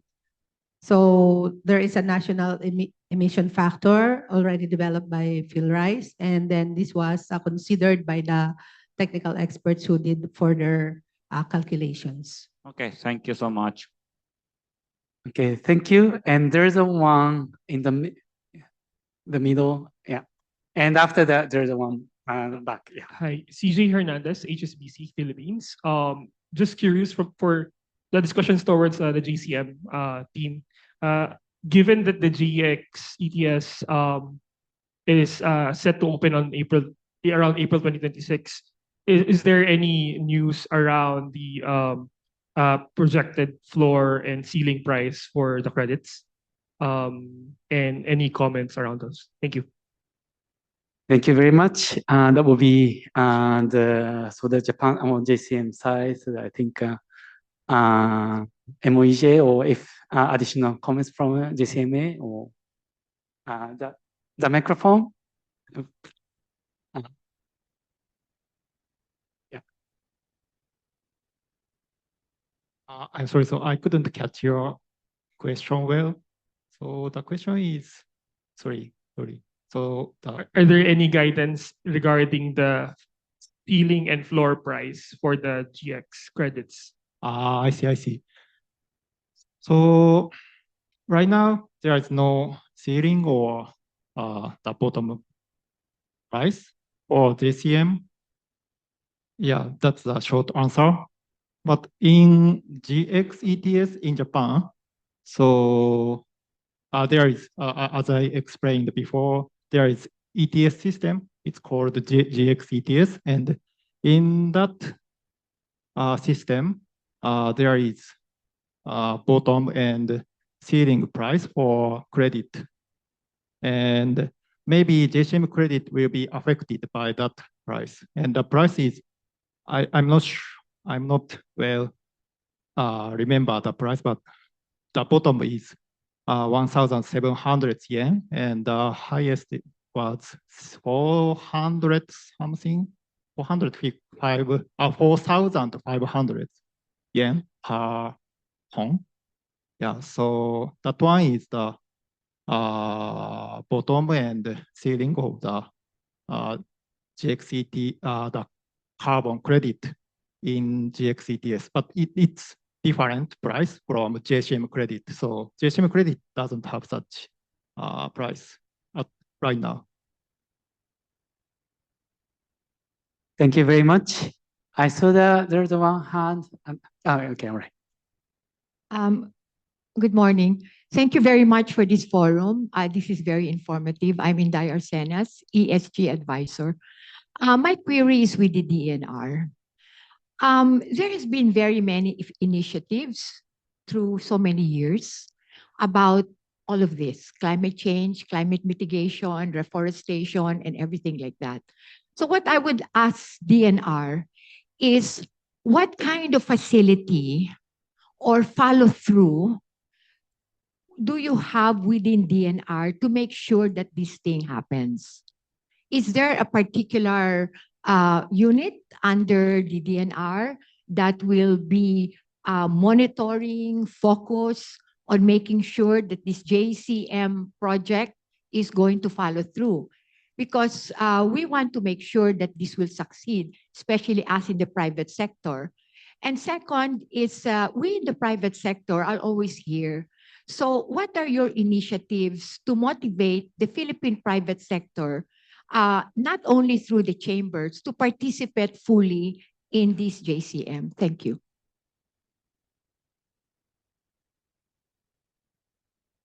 Yeah, DNR, yes. Sure. Okay. Thank you, ma'am, for the question. So actually, for the DNR, so we have this climate change technical information and technical support division. So we are acting as the secretariat to the Philippine Committee on JCM. So we are the ones who are coordinating the the for decisions, for meetings among the Philippine Committee government, and also with our counterparts from Japan. For the monitoring, actually, that's a good question because we have just right now included in our work and financial plan to validate, to site visit these JCM project areas and also talk with the local stakeholders there about the implementation of the project. So since this is starting, we have now included the validation and monitoring to go to the ground where these project areas are and talk to them. Yeah, we have included that in our. Can you give us the name of the exact office? Who is the officer in charge? And who can the private sector, like if I were to go to DNR, do I go to Undersecretary Jonas Leones? Or do I go to your EMB? I mean, I think that when we leave this forum, you need to tell the private sector exactly how this is going to work. Because I don't think we will be able to meet again. So if you could just put in the screen, sino po, who in the DNR is in charge and who we can talk to, give us your online email address or whatever. Because one thing we want to make sure is sustainability. Okay, there have been so many projects, so much ODA funds, and we just don't know what's happening. So I don't want this to fail, no? Because I'm with First Circle Group, we're actually financing SME renewable energy projects. So I think we will be very interested in the reforestation to expand our products for our SME financing. So, so if you could just tell us a particular name. Salamat po. Maraming salamat po. The DNR, the Climate Change Service, is the office that is coordinating this matter. We are our Undersecretary for Finance, Information Systems, and Climate Change is Undersecretary Anate, and Undersecretary Jonas Leones is co-chair to the JCM committee, who is likewise the Undersecretary for Policy Planning and International Affairs. The Climate Change Service is headed by a director, and I am that director. We will flash later the names and the email addresses and the contact details. At the Climate Change Service, we maintain 2 divisions, and the Climate Change Information and Technical Support Division is the direct secretariat to JCM matters. Thank you. Thank you very much. Any other question? There's a one in there. So the first, second, yeah. And the third, yes. Good afternoon, everyone. My name is Luis Ramilo, and I am from the Negros Oriental Chamber of Commerce and Industry, at the same time with McKay Green Energy Global. A question for DNR. What is the recommended pathway for project developers to secure endorsement for JCM projects at an early stage? Thank you.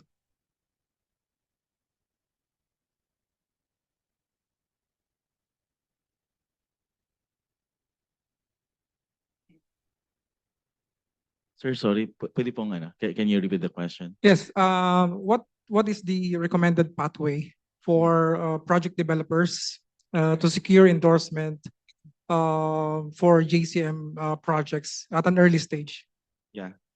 Thank you. So I think this is part of the JCM project cycle process. So usually, we receive the PIN, the project idea note. So the Japan Secretariat will forward this to the Philippine Secretariat to be discussed in the committee. So, but before that, there is already some discussion between the Japan private sector or proponent together with the Philippine private sector. And they will jointly develop the project idea note.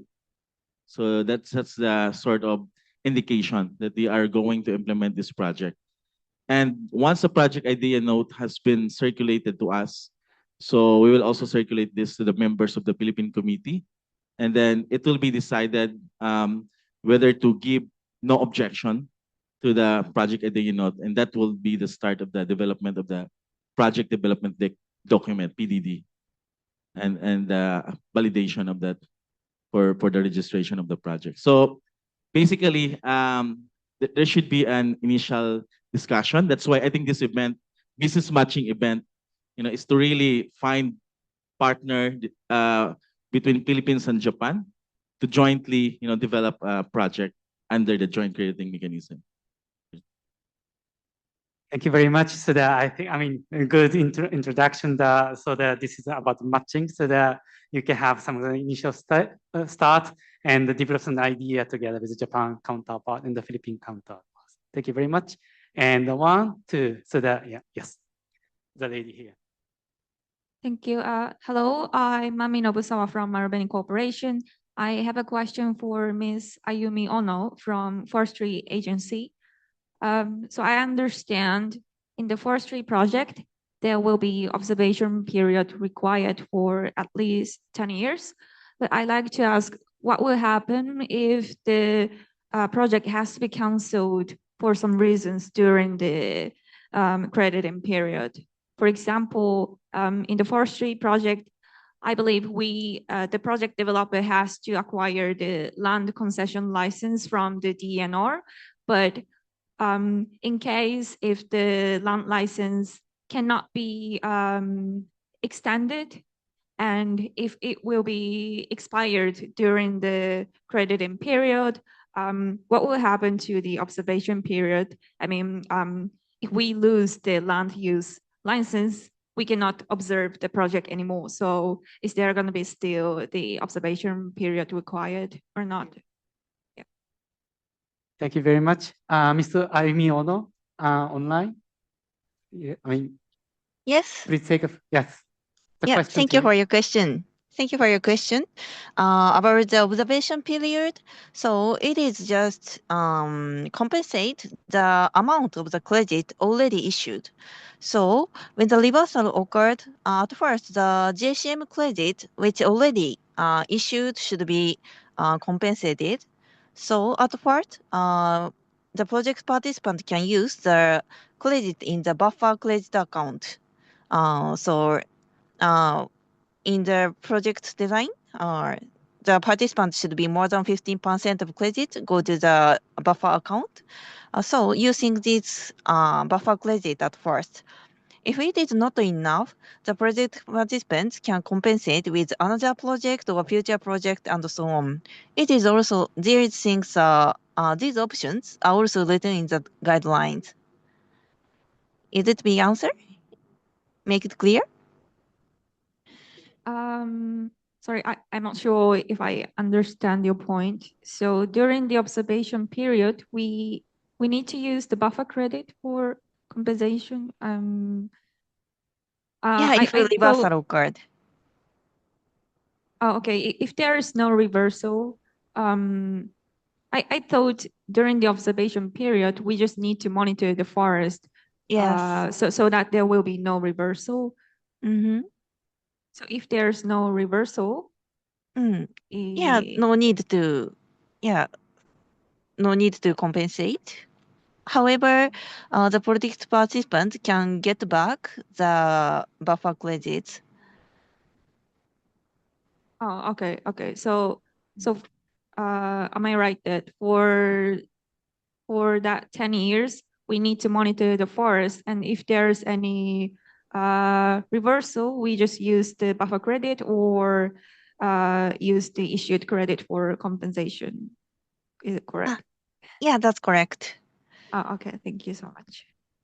Thank you. Okay, thank you very much. And the one gentleman there. Good morning. No? This question is directed to Yumi-san or Director Eleno. I'm Jojo Hoson, Country Manager of Kennemer Eco Solutions. No? We have already had certified Vera project, both ARR and a validated project on the Red Plus. My question is it possible to have a dual mechanism, JCM and VCS, if ever the jurisdictional baseline for the forestry sector will take a bit of time, no? I think Vera said that it's going to be 18 months. And second question also on behalf of other NBS project developers is if ever the JCM will be more active, no, around April for GX ETS, would this require greenfield projects in the PIN, or can ongoing project development already be considered, no, under the mechanism? Okay, thank you very much for the question. I think there is an overlap with various organizations, but yeah, DNR, starting with DNR. On the first matter, I think we will have to really take into consideration the additionality feature, and therefore it will have to be a different track. Is that for the VCS?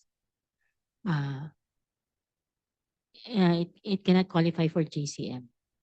I think we have to iron this out, but we really have to uphold the additionality feature of the carbon credits, and therefore it will have to take a different track. I think that not a question, but for a follow through in terms of discussion with the DNR, with the NBS group, maybe it would be best, Director Ellen, if you can spend time, maybe just to understand exactly what was presented in terms of guidelines, no? Para we can have more fruitful and meaningful engagement also in developing both ARR and Red Plus projects, no? If that's also possible, no? Sir, yeah, we can Thank you very schedule much that. po. Thank you. Thank you very much. There's a one back. And right.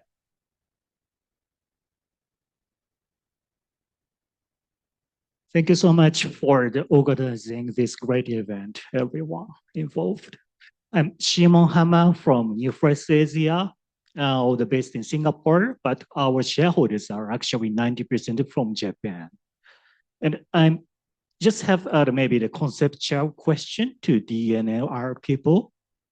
So as a host country of a carbon credit projects, you should have the multiple options to work, of course, with Japan, maybe with Singapore, maybe with Korea, and many other countries as well, which are interested in the ART 6.2 ITMOS. So I'm just curious about your strategy, like what's going to be firstly the merit for the Philippines to work with Japan, and also you should have discussion with Singapore and some other countries as well. Are there any strategies like the particular type of the projects opportunities should be allocated to Japan, something go to Singapore or like that?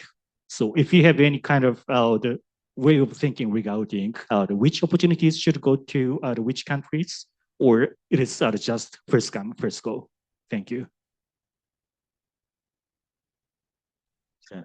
So thank you for the question. So actually right now we're still not final with the implementation agreement with Singapore. So we are looking at what projects or methodologies will be considered under the cooperation partnership with Singapore and the Philippines. But it's different from the JCM. JCM, we will be developing our own methodology. But for the Singapore, we're looking at existing methodologies like from Vera and other standards. So yeah, it's not about allocating one project to what country, but yeah, it could be the thing is right now it's a first come first serve basis. Whoever is implementing this project and it is aligned with the Philippines priorities and target as well. So we will not the joint committee will not pose objection. So yeah, we don't allocate for each country. It's a first come first serve. Thank you. Thank you. Okay, thank you very much. On the screen here at the floor, so there is some contacts, already displayed for DNR climate change service. So that for private sector approach, please contact with climate change service. Okay, any questions? Any more questions? Yeah, there's one back. And the one, so that I think it's the first, second, and I think with the time, so that, yeah, maybe we conclude that. Hello, good afternoon. I'm with the health sector from the SLMCFI. I'd like to ask because I missed the event last year. We were there were some physical constraints last year, and I would like to ask if there's still in your pipeline with the GCM the carbonization transportation, if it's still in your pipeline, because we have an innovative project, which is a technology bus. So I would like to ask if there's still potential that is still there because last year there were innovative partners that is matched to our project, but we were not able to attend that event. So I'm asking if it's still within your scope of in this year, 2026. Thank you. Any feedback? Yeah, and the MOEJ, please. Thank you for your question. Short answer is yes. There is a possibility to do decarbonization of transportation as a JCM project. And right now, I'm not sure whether there is such project. I think, yeah, I'm not sure, but yeah, there is possibility to do that. Okay, thank you very much. And the very last question, comments. A microphone? Yeah. Good afternoon. My name is Katerina Zalitka, and I represent Japanese wind turbine manufacturer Kuma Holtec. And my question is directed probably to the ENRE and Joint Credit Mechanism Committee. So as a wind turbine manufacturer, we discussed several projects in several countries connected to the GCM mechanism. And some countries have specific policy for, how to say, for wind energy application in the GCM. For example, some countries prioritize offshore wind to onshore. Is there such policy for the Philippines in application of wind energy in GCM projects? Thank you. Wind energy, DNR or DOE? or the microphone, yes. Thank you very much. Mamleti, yes.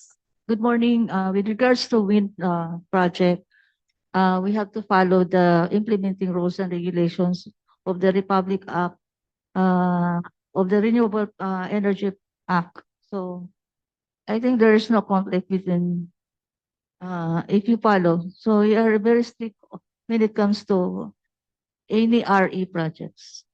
So you have to, there is a procedure on how to apply for service contract. Okay, thank you. Okay, thank you very much. Actually, it's the time, so it's the very last one. Okay, so very last in short, please. Hey, good afternoon. I'm Geraldine from Kani Package Group of Companies. My question is for DNR. We have a plantation of mangrove in Visayas region, about 15 million mangroves, and we are trying to apply for a carbon credit registration. But unfortunately, we have a problem with the framework or the policies that we are asking from DNR. We would like to know how we can proceed with this JCM project that we're trying to register our carbon credits. Okay, this probably best be answered by the Forest Management Bureau, but if you want to register that under the JCM, then you need to, as mentioned, you need to find a partner, Japanese partner, for the co-sharing of investment, as well as the proposed credits that will be generated. So that's it if you want to enter into the JCM. But of course, there are a lot of like voluntary carbon market projects right now. So I don't as well know about the concern they mentioned, We but would like to apply under JCM, and we already have a partner. And actually, we have already discussed with DNR. We would like to know when you can release the policy for that registration of carbon credit. yeah, so that policy is actually only for voluntary. Right now, the draft Department Administrative Order for voluntary forest carbon projects. So this does not apply to the JCM process, because on the JCM we have this JCM guidelines on afforestation and reforestation that was just presented. So it's a separate pathway. So yeah, we need to discuss this maybe, ma'am, particularly with Forest Management Bureau, because they are much involved in this thing. Okay, so thank you very much. And actually, the time already has come. So thank you very much for the active discussion. And also, we got a lot of online questions so that we will share with the relevant organizations also. So thank you very much. So that we will now break for networking lunch. And enjoy your lunch. Thank you very much.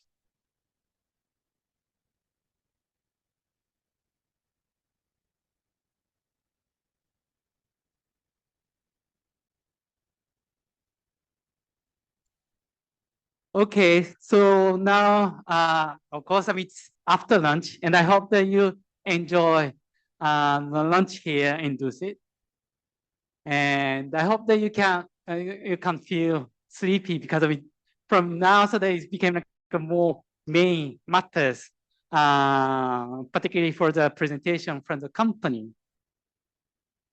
However, throughout morning session, so that many of you might wondering about how you can entertain various criteria of the JCM, or if you can become like a proponent of the JCM or not, or if you have a project idea, what is the criteria?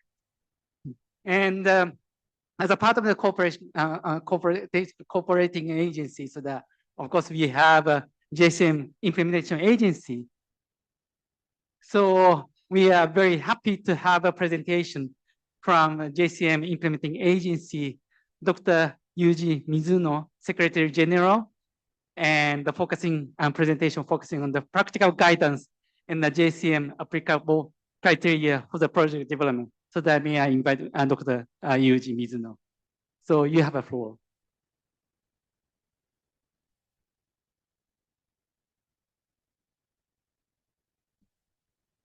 Good afternoon. Thank you for your introduction. I'm Yuji Mizuno from the JCM Implementation Agency, JCMA.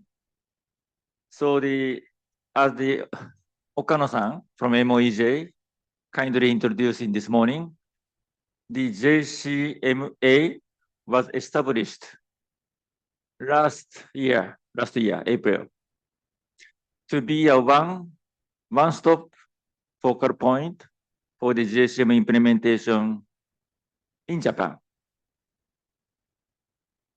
But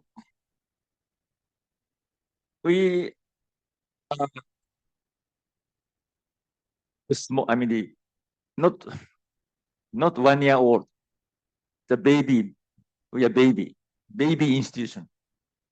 So we do our best, but I would like to humbly request, please raise JCMA kindly, gently, and that's my request first. And today I would like to explain the application criteria for JCM projects. Before I start presentation, one caveat, I do not explain all the criteria which is written in the document.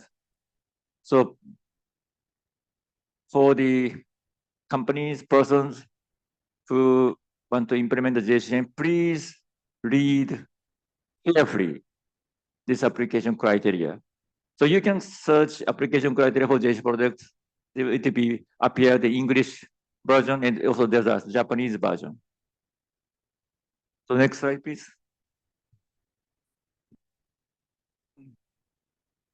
Japan developed this criteria last December. So it's very new document. Japan means, in this case, Ministry of Environment, Ministry of Economy, Ministry of Agriculture, Forestry and Fishery, and JCMA together. So this is the so-called criteria. But I have to emphasize it's a Japanese criteria.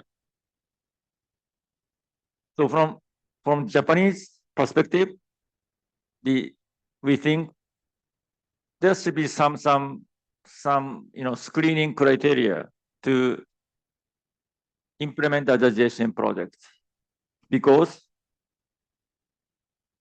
we mean, I don't know, we mean all of us must reduce greenhouse gas emissions to address climate change. But I have to say, not all the emission reduction should be achieved through the JCM. So JCM is the only part of the environmental policy. Most of the emission reduction must be implemented not without, not only about JCM, but other policy and measures, corporate responsibility, and so on. So not all the emission reduction project can be the JCM, because anyway, we have to reduce. And if we issue JCM credits to the projects which are implemented in any cases, with or without the JCM, that means we are contributing to increase emission globally. Because credit, once we issue the credit, the same amount of emissions will be emitted additionally. So if we reduce the emission, issue credits, emit emissions, same. If it's the same, I don't think why we implement JCM. So JCM must contribute emission reduction. It should be, only awarded emission reductions only implemented with JCM. So that's the wrong introduction. And one more thing, this is a Japanese policy. So it doesn't mean if some project clear this criteria, that does not mean consent from the Philippines. So the JCM is a bilateral cooperation. And Japan and the Philippines both should agree. It's a Japanese criteria, not Filipino criteria. Next slide, please. So the one and the most important criteria is the project should need incentive from the credit. So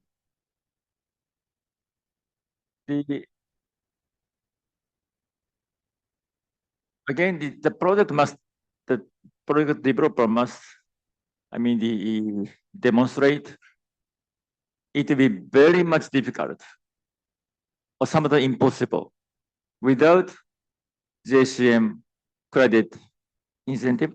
JCM credit incentive means, I think one is the revenue from the sales of the credit or governmental support for the JCM. The government of Japan, I think, doesn't support their taxpayer money for the project which will be implemented in any way. So the government of Japan will only support projects which need such kind of subsidy. I think that's one of the how to clear this criteria. Next slide, please. And one, I think, clear criteria is the project developer must submit project idea note before starting construction.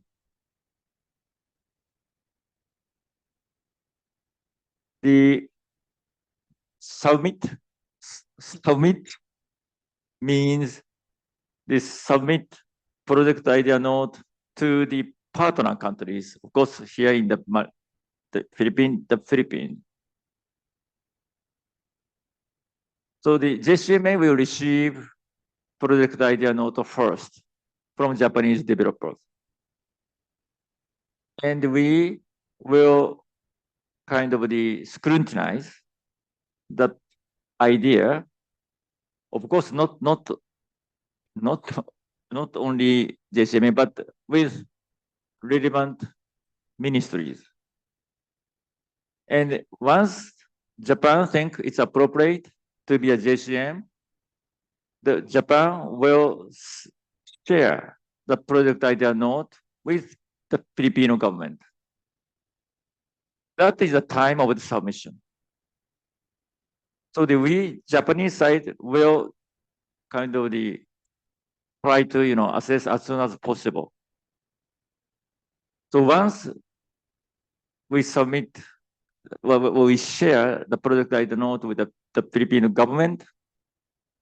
Even if it takes some time to officially express no objection by joint committee for that project idea note, it doesn't matter. Even if project developer started construction after being, I think, shared with the Filipino government, but not obtain no objection. But it should be okay because project developer cannot, predict when the no objection will be decided. So that's the second point. Next slide, please. The pin submission timing, which I explained, is not applied to forestry, agriculture, land use, because the emission reduction through those areas, apparently, no one will do without JCM incentive. So it is clear. That's why for those projects, pins should be submitted later after they implement the project. And the fourth, we will require the quantification of the financial contribution, which this does not mean we will require, the much financial contribution. It doesn't say much or less, how much number. We need some the quantification of the financial contribution from Japanese side. The aim is to consult with the Filipino government to the credit sharing and others. And this ends my presentation. Thank you very much for the listening. Salamat po. Thank you very much, Marami. Salamat po. I understand that there might be some question, but then later also the Japan government and also the JCMA people is around, so they're grateful that you can communicate and go further. And also important thing is that see the detail of the documents, so that it is very important matters. Thank you very much. Okay, so for now, we will proceed to business pitch presentation, showcasing a concrete JCM relevant project concepts. And for this session, so that we will invite the session moderator from the Overseas Environmental Cooperation Center, OECC. I would like to hand over the floor to Madam Masae Sumikoshi, OECC.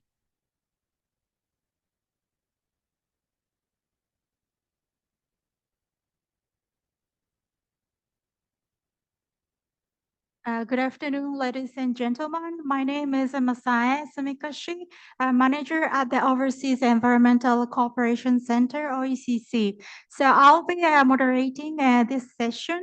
So now we will now move on to the business presentation, JCM relevant project concepts. So in this session, the Japanese companies will present concrete project concepts that are relevant to the JCM, covering a wide range of sectors such as agriculture, forest, and energy, and also waste management. Each presentation will focus on practical project ideas, technologies, and potential collaboration opportunities in the Philippines. Please note the questions and answers will be taken collectively at the end of the session, entire presentation session, and not after each individual session. So, first, I'd like to invite Mr. Hiroya Ishitsubo, CFO from Sagri. His presentation title is Satellite-Powered Water Management and Methane Reduction in the Philippines. So, Mr. Ishitsubo, the floor is yours. Please welcome him. Thank you. Thank you, Sumiko-san, and also thank you for having me today. So Sagri, you can remember the company name as Satellite and Agriculture. Go to next slide, please. So Sagri, we focus on the satellite image analysis for agriculture, supporting sustainable agriculture. So we can detect permanent boundary, where's boundary we can detect, and also soil carbon monitoring. We can see how much increase soil carbon by implementing new practices. And also, especially Philippines, this is a rice country, so we want to support the paddy water monitoring. Go to our next slide, please. So sadly, we have been developing the technology to monitor daily basis water level monitoring. So we use weather data, soil data, statistical mathematical approach to predict the water level and methane flux. So of course, you use satellite imagery and also the process-based model approach. It's kind of very advanced mathematical analytics to identify where's how much water is we can see from satellite. Like you see the right side of this screen. So this is a screenshot of the daily analysis of the water level in each party, and also you see the methane flux from each party.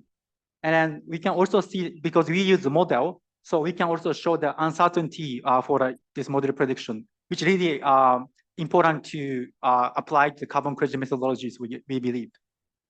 Go to the next slide, please. And also using this technology, we already applied international patent last year. And then we want to support globally for rice farmers to implement proper irrigation scheme and also water management, also the forecasting regional water demand. And of course, in Philippines, we want to work with near, and so we have cooperation with field rice to support local farmers. Go to next slide, please. So in Philippines, we want to promote business structure working is near. We want to support the water level monitoring in each party field, and then we want to support national level near, regional near, also IAs, and then we want to support farmer using this data analysis to implement AWD or proper water management in each party field. And then based on this today's session from near, this country want to promote AWD for carbon credit development. So we want to apply this technology to the carbon credit development as well. So both Philippines and Japan, I want to support this technology to implement JCM, AWD, sustainable agriculture. Go to next slide, please. So this is a picture of the last October session. We work with field rice and also near. So we present what kind of technology we have and also how we can support Philippine water management in paddy rice cultivation. So this is post from near that they want to promote Saga's technology in Philippines with field rice near and to support Philippine rice farmers. So we develop technology, we want to develop the business, and then we collaborate Japan and Philippine structure. Thank you so much. Thank you very much, Mr. Ishitsuba, for your presentation. So next presentation is titled Support the Creation of a Nature-Based Carbon Credit Using Satellite Data. The presentation will be delivered by Mr. Masayuki Kurihara, a senior officer from Arcata. So Mr. Kurihara, floor is yours. Thank you very much. Distinguished guests and ladies and gentlemen, this is Kurihara from Arcata. After the very energetic presentation and a little bit older than the younger people, I'm a little bit nervous about it, but I tried my best. And first of all, in this session, we would like to focus the digital MRV technology that helps to make AWD credibility and scalable. I will also briefly show how the same digital MRV backbone apply to another nature-based project type, such as ARR. Next slide, please. Arcata is a startup supporting creation of the reliable nature-based carbon credit through monitoring using satellite data analysis for the carbon project development. Our mission is very simple.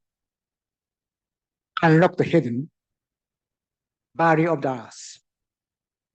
In short, we help project turn field activities into the constitution output evidence.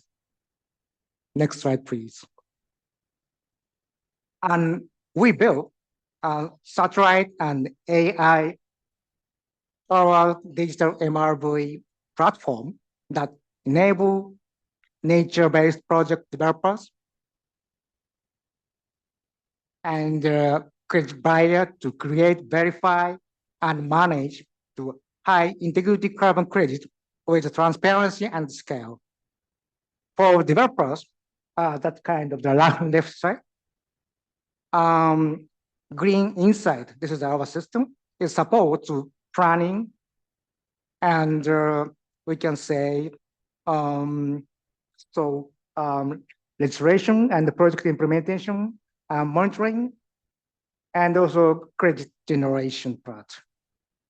And right side for the investors and buyer, it supports to reach research, valuation, purchase, and the portfolio management. The same platform logic apply across forest, rice, paddy, mangrove, and agricultures. Next slide, please. And this is just a case sample. We already support the nature-based solution project developers across more than the 5 countries in Asia, including, of course, here, through the satellite-based monitoring technologies. Our work plans to multiple standards and methodologies, and including to the forest biomass map development project with JAXA. Thank you very much for your kind support from JAXA. Its track record showed we can move from the discussion to the pilot quickly with clear MRV output. Next slide, please. And we just would like to touch to the area project monitoring and analysis before to the main topic. This is a sample of our 3-step MRV workflow for AR. First, we run site sustainability assessment and preliminary site screen. Second, we monitor, use dynamic baseline and the carbon impact to the static plot-based baseline modeling. Third, we provide anomaly analysis through the forest conditions anomaly detections. The key point, the same 3 part structures, sustainability, time 3 is monitoring, and anomaly detection is transferable to AWD. Next slide, please. And also, this is some RED+ project monitoring and analysis. Similarly, for the RED+, we support to end-to-end monitoring, a high resolution, risk-based to the site potentialities, and forest cover change monitoring with baseline adjustment, and early detection of the differentiating the risk through to the anomaly detections. Again, that is the same logic, evidence you can audit, at the scale you can operate. Next slide, please. Now, today's focus is AWD. We support the AWD project with remote sensing-based monitoring from the field sustainability assessment to floating to the regime tracking and anomaly detections. We also updating to our analysis solution, leveraging to the JAXA data, satellite data. And first, primary field assessment, that is the left side. We map field boundary and the suitability so that monitoring plan can consist from the day 1. And the middle is the second is floating regime monitoring. We track water regime patterns over time using a satellite observations. This enable consistent monitoring across the many fields, including to the remote area. We are also developing to the field certified and field classification to the improve to the granularities. And third one is left side is field contributions and automatic detections. We flag to abnormal pattern so the project team can investigate quickly and maintain to the crypto MRV through to the crediting period. Next slide, please. So we are now looking for the collaboration with project developers investors and funds, corporates and credit buyer, of course, research and institute and agencies. If you are building to the restaurant product like AIRR, we would love to connect. Arcada, we can say, Arcada can be to the your digital MRV layer to intensify to monitoring transparency and credibility from the site's screening to ongoing risk detections. And if you are the president of the foundation, an NGO or a corporation working with the community on the site, we can also contribute. You monitor the progress and produce to the audit ready reporting for the financing. Anyway, we as your partners, and we are very happy to contributing to the Philippines future. Thank you very much. Thank you very much, Mr. Kurihara. The third presentation is titled "The Establishment of a Paddy Field JCM Consortium and Interim Analysis Report." The presentation will be delivered by Mr. Hiroki Tanaka, from Osaka Gas. Please join me welcoming Mr. Tanaka. Hi. Good afternoon, everyone. So thank you very much for this very valuable opportunity today. So before starting my presentation, so let me introduce Osaka Gas. Osaka Gas is a leading energy company in Japan. We operate gas and power businesses in Japan and overseas. So as an energy company, we are strongly committed to achieve net zero by 2050. As part of this effort, we have invested in AWD project in the Philippines, led by Green Carbon, project developer in nature-based project. So today, I'd like to introduce the activities of the Paddy Field JCM Consortium, which Osaka Gas and Green Carbon established last year. Next slide, please. This slide shows a very simple overview of AWD. So the important point is that AWD is not only about reducing methane emissions, it can also bring real co-benefits for agriculture, such as stable or higher rice yields and water savings. These points make rice farming more sustainable. Next, please. So we launched this consortium in October 2025 to analyze the complex benefits and risks of AWD based on actual JCM project data and to disseminate findings in collaboration with government officials. The consortium consists of 8 companies, including project developer, energy, trading, finance, and insurance companies.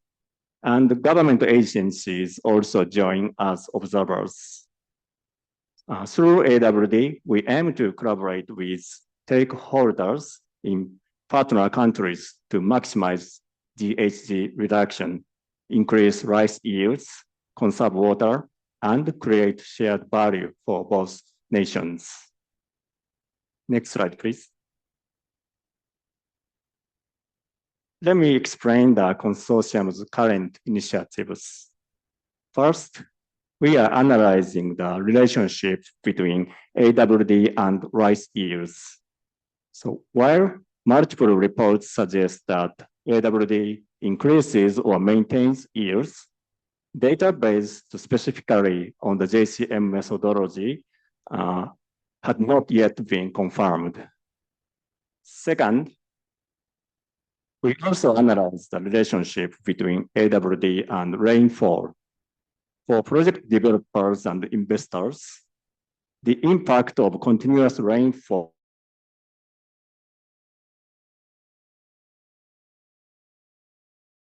and AWD projects. Next, please. So let me show the specific analysis results. This shows the analysis results from multiple regions in the Philippines. So average yields increased with AWD in both the 2024 rainy season and the 2025 dry season. A statistically significant increase of 12% was observed in the 2025 rainy season. Next, please. Next is the analysis of rainfall and water level changes in paddies. So initially, we assumed a correlation between rainfall volume and water level rise, making AWD more difficult, especially in the rainy season compared to the dry season. However, analysis results suggesting a different positive outcome are emerging. So we plan to report the findings once the analysis is complete in near future. Next, please. This is a summary of my short presentation. Management aligned with JCM methodology has resulted in statistically significant increases in rice yields, demonstrating effect beyond GHG reduction. Regarding to weather risks, our analysis is still ongoing, but the positive results are emerging. So moving forward, with the cooperation of officials from both governments, we aim to provide information and support through AWD that contribute to farmers and support the NDCs of both countries.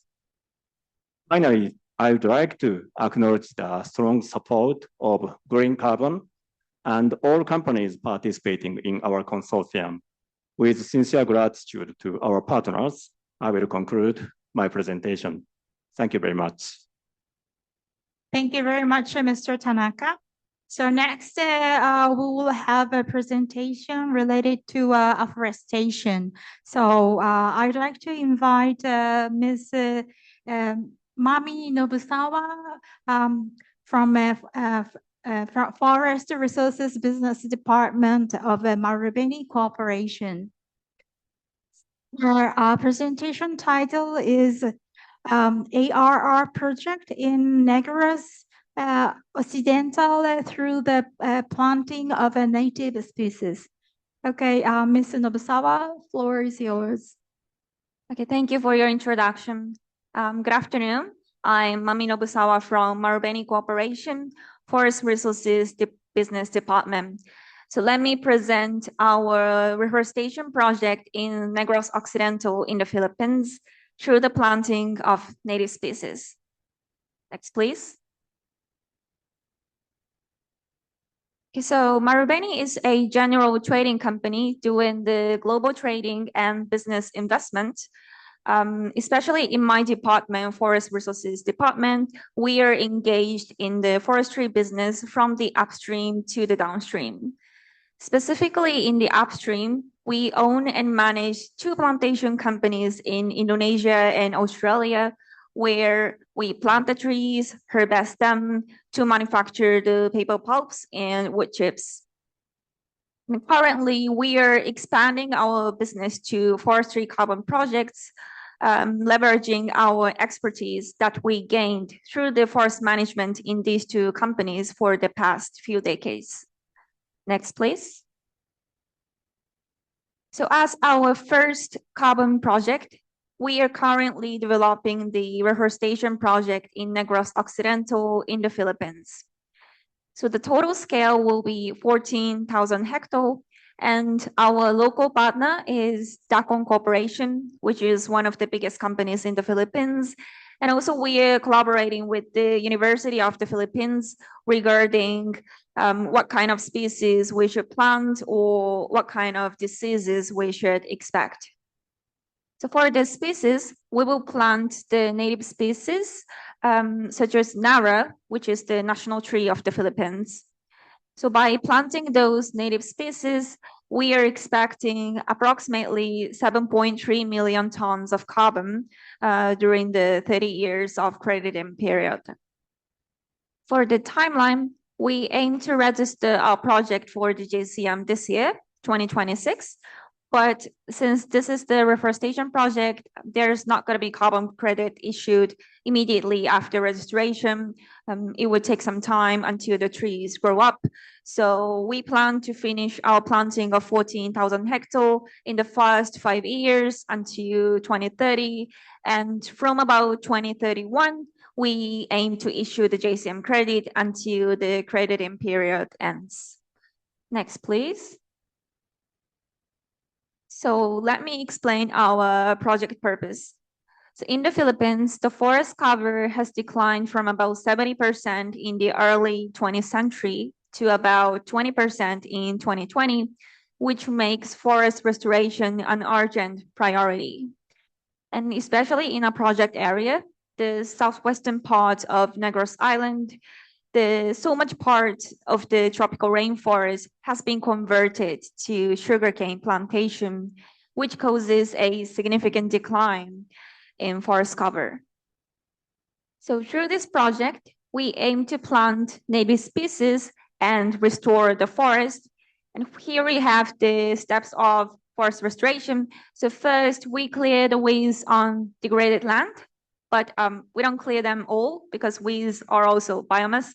We just slash the weeds around the planting spot. And then we plant the seedlings of native species. The photo in the middle shows the planted Nara, about 1.5 years old, that we planted in our pilot site. And then we continue protection and maintenance to restore the forest like this. So of course, this part, increasing forest cover and sequestrating the carbon amount, this is also the important part of our project, but there are 2 more significant contributions of our project. The first one is the job creation for local residents. Since this project is the plantation project, we need the local workforce for weed clearing, seedling, hauling, planting, and maintenance. And we aim to create approximately 1,000 jobs through these field activities. And also one more thing is the biodiversity conservation and watershed research functions. So by planting multiple native species, we will try to restore the biodiversity and reduce risks of droughts, floods, and landslides. And I believe this is one of the key characteristics of the forestry carbon project. Next, please. So let me move on to the project scheme. So in our project scheme, the Japanese companies finance the project, while the reforestation activities are implemented in the Philippines. So first, several Japanese companies interested in JCM credits participate in an SPC that Marubeni will establish in Japan. And this SPC bears the cost of reforestation activities in return for the right to offtake the carbon credit. And the funds are provided to the joint venture in the Philippines, which is established between Marubeni and our local partner, Dacon Corporation. So this JV implements the reforestation activities on the ground based on land use rights granted by DNR.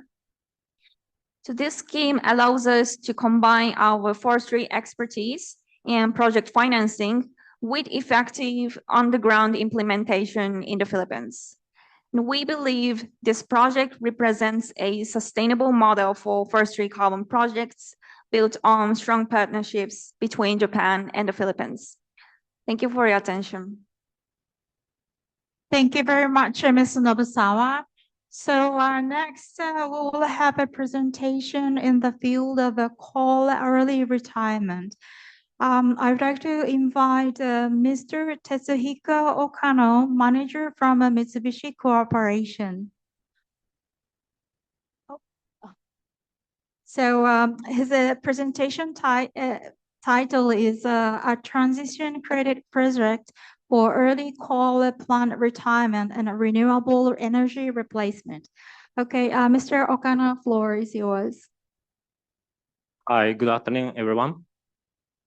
So I know it's time everyone becoming sleep after lunch, 3 p after lunch, but appreciate give your attention to our presentation for a while. So before dive into my presentation, thank you for arranging this valuable event and inviting us as a presenter. So today, I'm gonna introduce our development activity about the transition credit flagship project called Project Eagle, located in Philippines. So first, I'm gonna explain from outline of the project. We have 4 partners, including us. And today, I'm coming from a Mitsubishi Corporation, Japanese trading house. And I'm belonging to the Power Solution Group. And including us, that we have 4 companies. And the lead sponsor is A6IP Corporation, the one of the largest renewable energy developer in Philippines, and as well as APAC region. And also Gen Zero and Keppel from Singapore, and us. Together we jointly with DGA, Diamond Generating Asia, is a 100% subsidiary of Mitsubishi Corporation. And we are doing development early, accelerating the early retirement of the existing coal-fired plant located in Batangas, Philippines. And currently, this is the 246 megawatt subcritical coal-fired plant. And that this is component is 2 units. And the original per purchase agreement expiry timing is 2040. But this project made it early retirement to 2030. So this means 10-year early retirement. But not only just retirement earlier than original expiry date, we try to replace it to the renewable energy and the battery storage system, and just transition to be implemented. So through this package, early retirement and the newly established renewable energy invest, we call it as a transition credit. So this credit to be generated, and then we will allocate the revenue from the transition credit selling to our capex. So the second bullet point is the credit methodology application. So we have 2 units. So we are separately applying the 2 methodologies to each unit. The first unit to be applied the voluntary and the Article 6 credit between Singapore and the Philippine government. And voluntary credit is already verified by BERA, and we are now aiming to validate integrity through ICBCM certification. So unit 2, this is for applying the JCM compliance credit. Now we are working on the feasibility study. It is under with METI support subsidy support. And this will be, and this JCM methodology to be established through the government support between Japan and as well as Philippine government. And the third bullet point is the marketing. So like I explained, our target is allocating the revenue from transition credit to be allocated partially to our capex of the new renewable energy development. So currently we have a positive feedback from APAC countries. We visited last summer ASEC forum held in Japan. So specifically for JCM, our target buyer is Japanese domestic companies. So we're starting to marketing activity throughout Japan.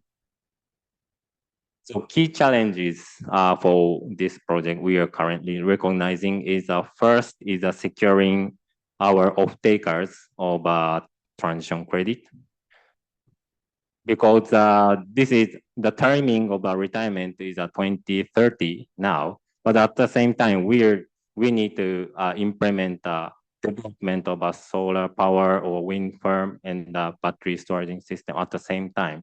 So in parallel, we need to secure our transition credit off-taker in Japan, including JCM off-taker. And the second one is securing financing by utilizing transition credit as a collateral, because our renewable energy replacement, this is a capex is huge, and it's more than maybe $1 billion size. So it's difficult for doing the full equity. So we are targeting to get a project financing scheme. But at the same time, transition credit is still new globally. So it's difficult to for lenders to treating as a collateral. So we need to establish this kind of schematic throughout the discussion with the financing lenders and also multilateral agencies. And the third challenge is gonna be timely renewable energy transition installation with achieving just transition. Because here now 2026, and we have 4 years to development and then shut down the existing coal plant. But at this moment, our JCM methodology is still under discussion. So we need to securing this one side JCM methodology, as well as the other side project development need to be implemented in time before 2030. So bottom left, you can see the structure of our project. So we, on the left-hand side, we are a consortium, and we can provide equity to the phase 1 and the phase 2 renewable energy replacement. And this is still under discussion, but the size is like for phase 1, 700 megawatt, and the best is more than 1,300 megawatt hour. And then the part of this capex is to be provided by TC transition credit revenue. And the other is provided to the early retirement just transition activity. So this make us possible to entire this package project. So key role of the partner is not everything due by this partner each key role, but we are collaborating. So ASEM as a local developer leading overall strategy and lead project execution. And Gen Zero is validating carbon integrity throughout globally, and also engaging standard setters. And the capital is contributing, providing initial TC demand, and also marketing in Singapore. And we in Mitsubishi and the DGA also marketing in Japan, JCM marketing, and also corporate buyers, and then supporting financing arrangement with the Japanese project financing lenders. So timeline is now we are working on the feasibility study under METI's support. And also 2027 December, we targeting to secure transition credit off-taker and targeting FID, final investment decision, mid-2028, then notice to proceed to the renewable energy development. Then in time, 2030, coal-fired existing plant to be shut down. At the same time, renewable energy switch on, then generating transition credit 2031 and going forward 10 years. So that's our plan. And to make it possible, I'd like to emphasize DNR, DOE, so Philippine government entities, the support is essential together as well as the Japanese government. So please support our project and then please make it possible. So that's my presentation. Thank you very much. Thank you very much, Mr. Okano. So the next presentation is titled JCM Waste to Energy, Comprehensive Climate Action for Philippine Communities. I would like to invite Mr. Gen Takahashi, Deputy General Manager from JFG Engineering Corporation. Mr. Takahashi, floor is yours. Thank you very much, Mikoshi-san. Good afternoon, everyone. My name is Takahashi from JFK Engineering Corporation. Today, I will make some presentation on how JCM Waste to Energy project delivers comprehensive climate benefit for here, Philippine communities. Next.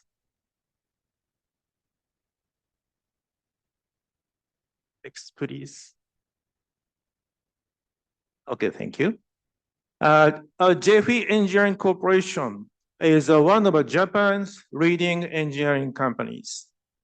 And also our environmental solutions represent 44% of our business portfolio.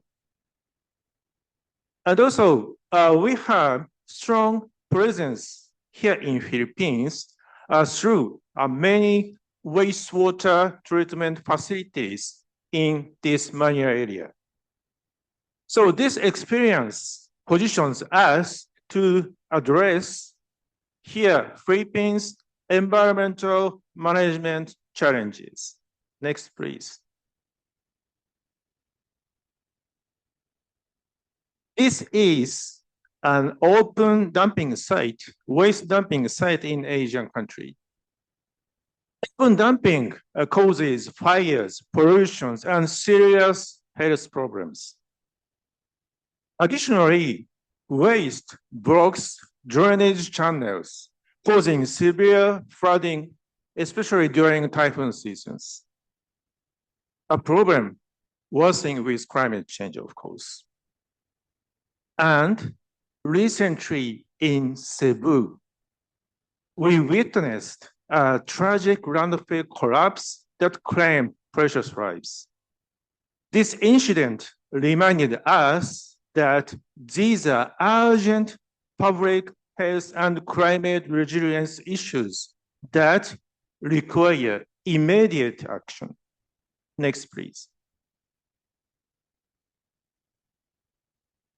This is our Bac-Ninh waste energy facility in Vietnam, our recent case. It processes 500 tons of waste daily, generates clean electricity, and reduces 40,000 tons of CO2 annually. And here's critical point. JFE Engineering is the only one company worldwide with operational JCM waste to energy project. This means we at JFE Engineering Corporation have proven experience for this very important waste treatment project. Then we are ready to offer this proven model in the Philippines with local potential partner companies. Next, please. The JCM framework primarily promotes GHG emission through renewable energy generation. However, waste to energy delivers much more. The mitigation side first, we eliminate methane emissions from landfills and displace fossil fuel-based power. This gap you see here represent our verified GHG emission reduction under JCM scheme. Additionally, the adaptation side, which is equally important, of course. We clear drainage channels, reducing flood risk with using this waste energy project. We eliminate dangerous open dumping site, improving public health. Then we provide stable power, strengthening disaster resilience. This is comprehensive climate action where mitigation and adaptation work together. Next, please. To realize this benefit, we need strong collaboration with the Filipino partners. The private sector brings technology and investment. However, public sector's commitment is equally essential. Waste management is a public service responsibility. This means long-term waste supply guarantees from a local government unit and policy framework that recognize the multiple benefits we've discussed. JCM Waste Energy succeed when both sectors, public and private sectors, work together as true partners. Next, please. This is my last slide. Our philosophy, our company's philosophy is just for the earth.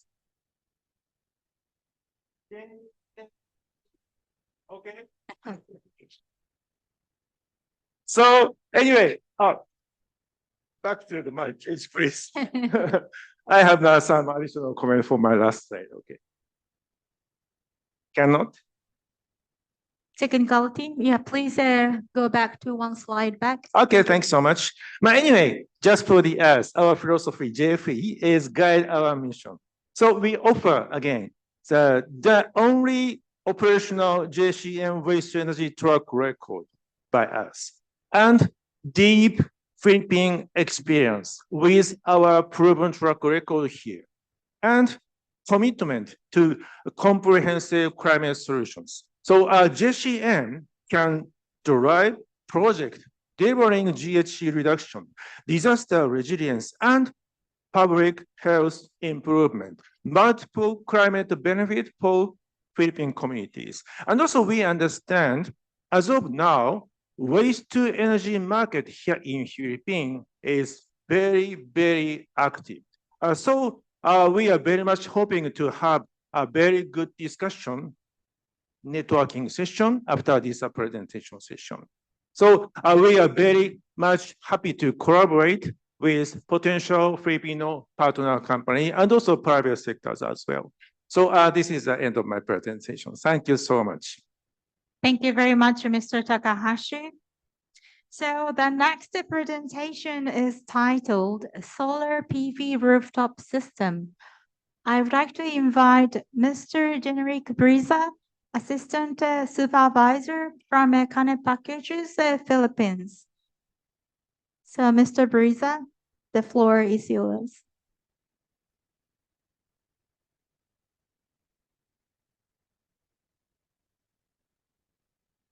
Okay, good afternoon, everyone. So I'm Engineer Jernick Bibrisa, an electrical engineer of Kane Package Philippine Incorporated. So first of all, I would like to thank for the OECC for inviting us, and then for the opportunity to present this GCM relevant project, which is our solar PV system.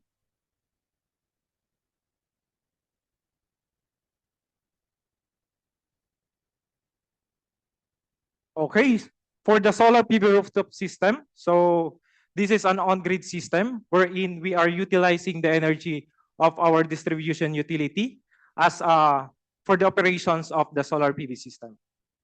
So this is supported through GCM financing calls, and then this system was constructed by TUSC, or Transnational Oyeno Solar Corporation. So it is for the TUSC is a solar system designer and installer in the Philippines, a joint venture between Philippine-based Transnational and Renewable Energy and Japan's Oyeno Green Solutions. So they handle complete solar setups rather than retail panel sales. Next slide, please. So our company name is Kane Package Philippine Incorporated, headed by our president, Mr. Yuji Kanihira, and our main plant is located at Calamba City, Laguna, with our manufacturing plant, KP Lima, and warehouses and offices of KPFPIP, KP Cebu, and KP Cavite. So Kani Package Philippine Incorporated was established last August 8, 1996 with a capital of 30 million pesos. And then as of now, we have 700 employees, including our 5 Japanese staff. And our headquarters is located at Saitama, Japan. And for our business line, we are designing and manufacturing of packaging products. Next slide, please. So for the background of this project, so why we decided to install this solar PV system. So aside from cost savings, we have these long-term goals. That's why we installed this solar PV system. So first, for the first goal, so energy, security, and resiliency. So this is to reduce dependency on the grid. For the next goal, this is the long-term asset, or which we want stability. For the third goal, this is for the corporate reputations and employer branding. So by building brand trust among our stakeholder for carbon reductions data. So for this, for the next goal, which is the sustainability and then the ESG and carbon reduction. So for this, we are required for this to comply for the ESG certifications and other customer requirements. And then for the carbon reduction, so later I'll discuss for the later slide. And then for the timeline of this project implementation, so by April 25, 2022, so this is the planning stage where the checking and study of the installations of solar PV system, which is if it is applicable on our plant. So by December 20, 2022, so this is and planning for the start of the construction.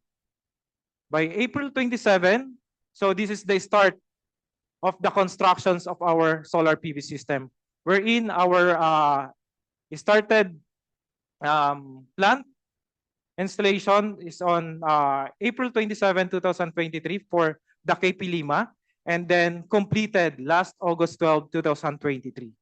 And for our main branch, which is the KP Laguna, so it was started last June 17, 2023, and completed last August 11, 2023.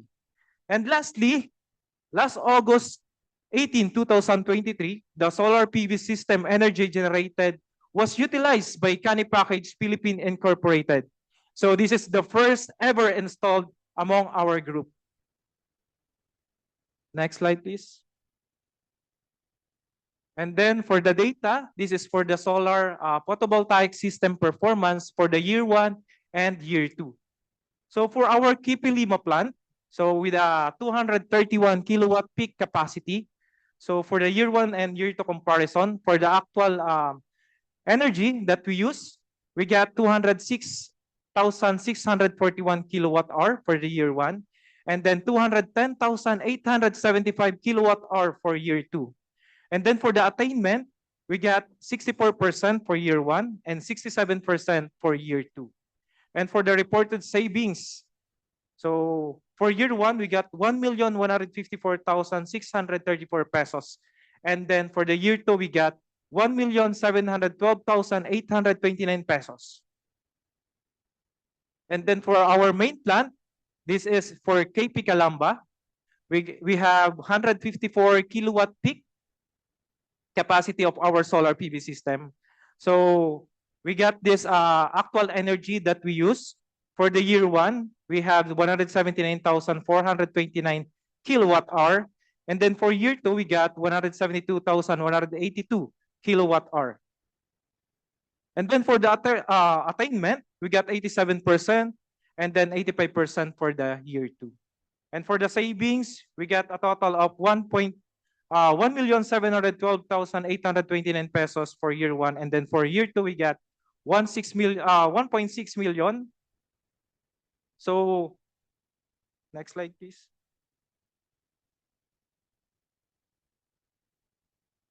So here's the data for the comparison of our KP Lima plant for year 1 and year 2.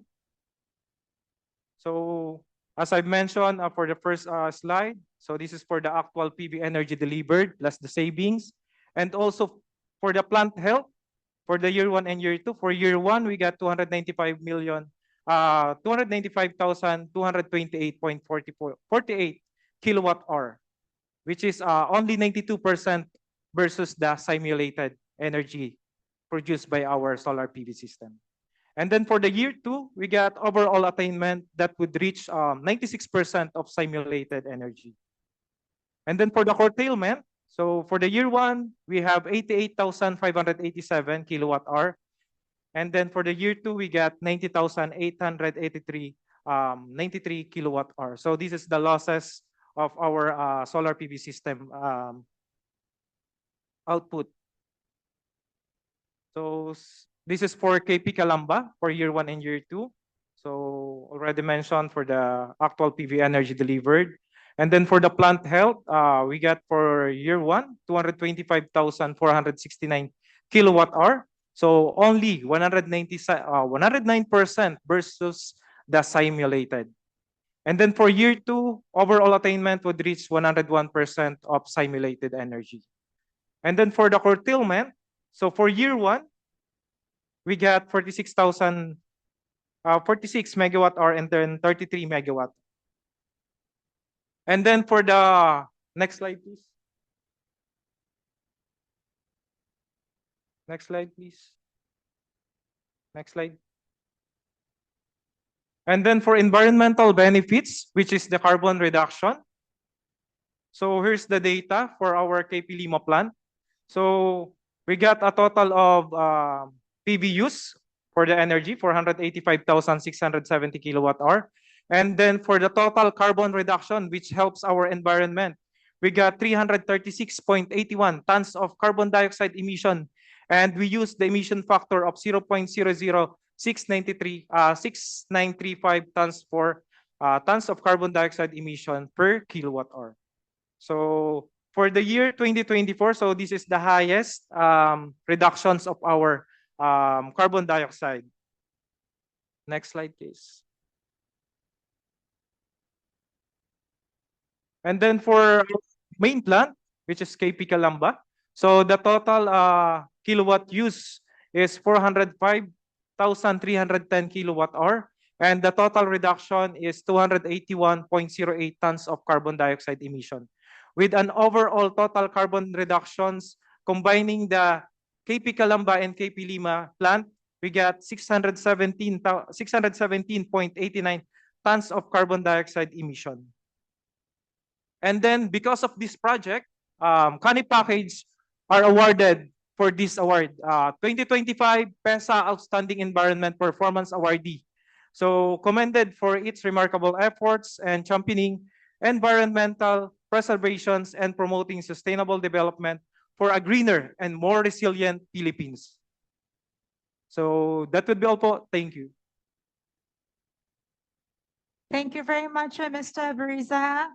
So next presentation is the very last presentation in this session. So I would like to invite Ms. Katerina Zalito, lead business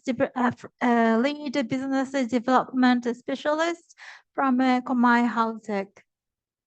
Okay, so her presentation is titled Turning the Wind into Sustainable Energy, the Rombolon Island Project. So Ms. Catalina, floor is yours. Thank you very much. Good afternoon, everyone. It's a real pleasure to be here today to share our experience in the Philippines. And I'm excited about the chance to exchange new opportunities in several business areas. My name is Katerina Zalitka, and I represent Komai Haltech, a Japanese company with a long history in infrastructure and renewable energy. Next slide, please.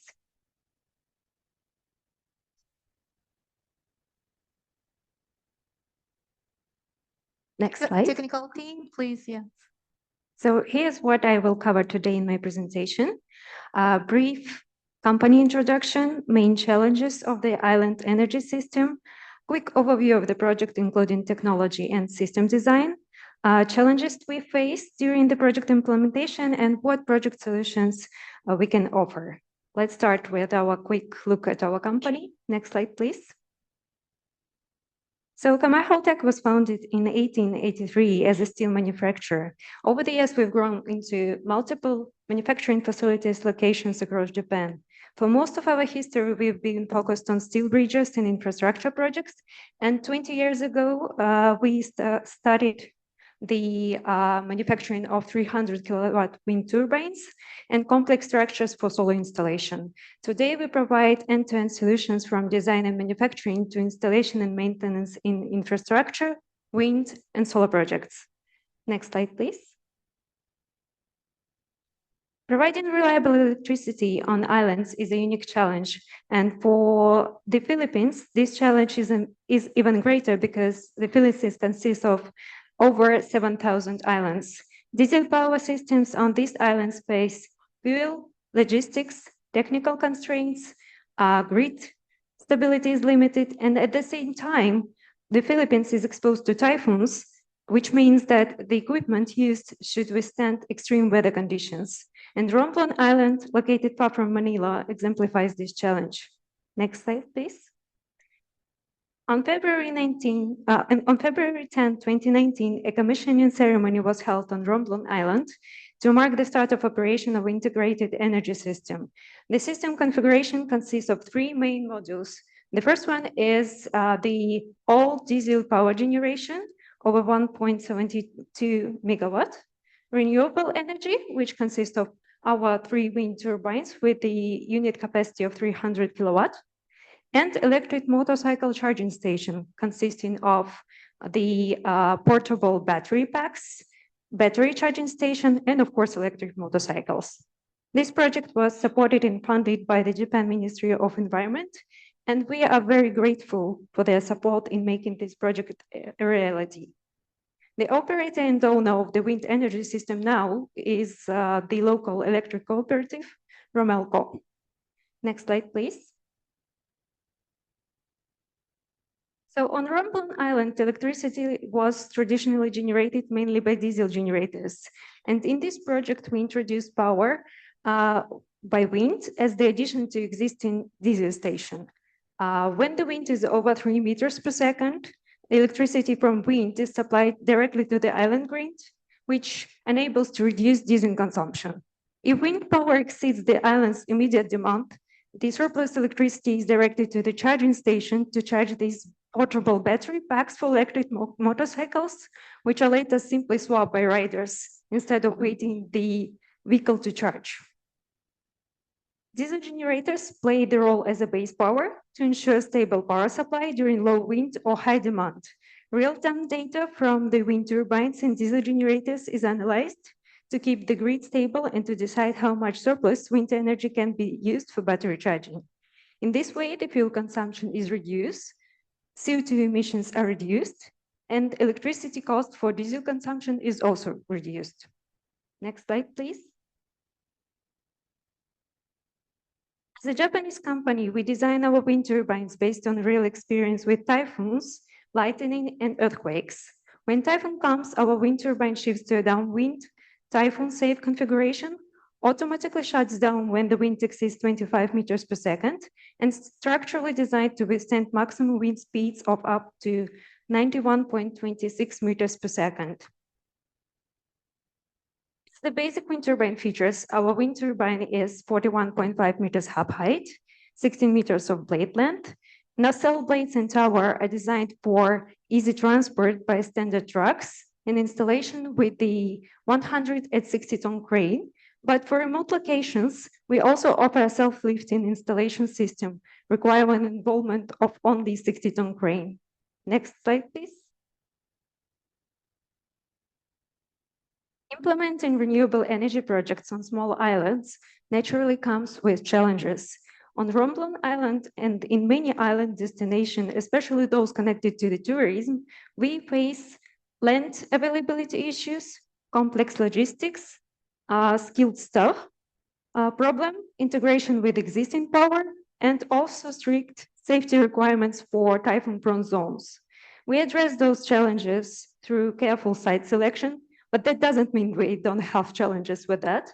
Transport installation planning, tailored construction methods, and also training of local operators for long-term operation and maintenance. Next slide, please. In this slide, I would like to briefly go through where our wind turbines are best used. Our turbines are the medium capacity range, making them ideal for small islands, for distributed generation and on-site power use.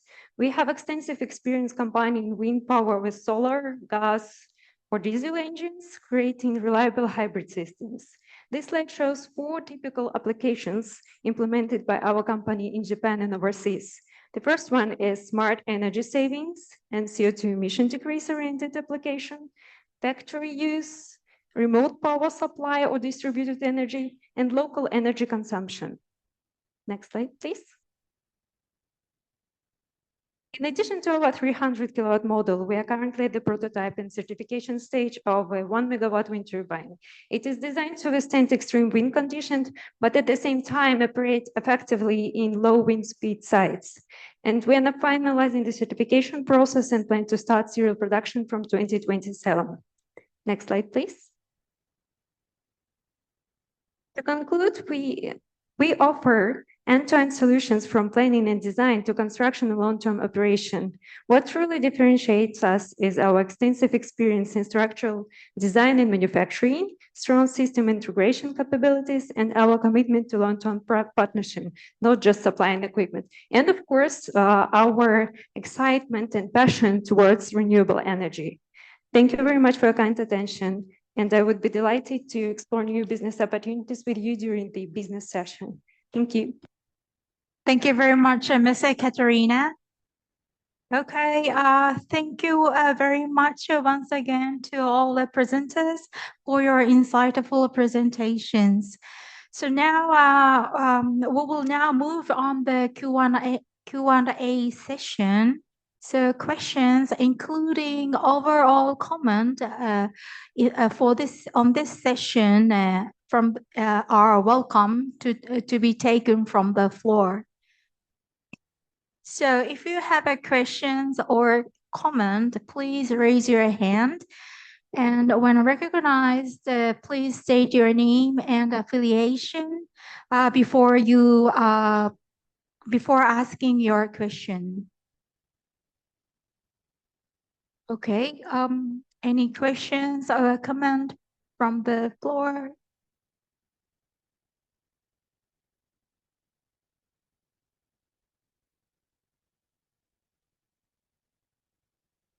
Please don't be shy.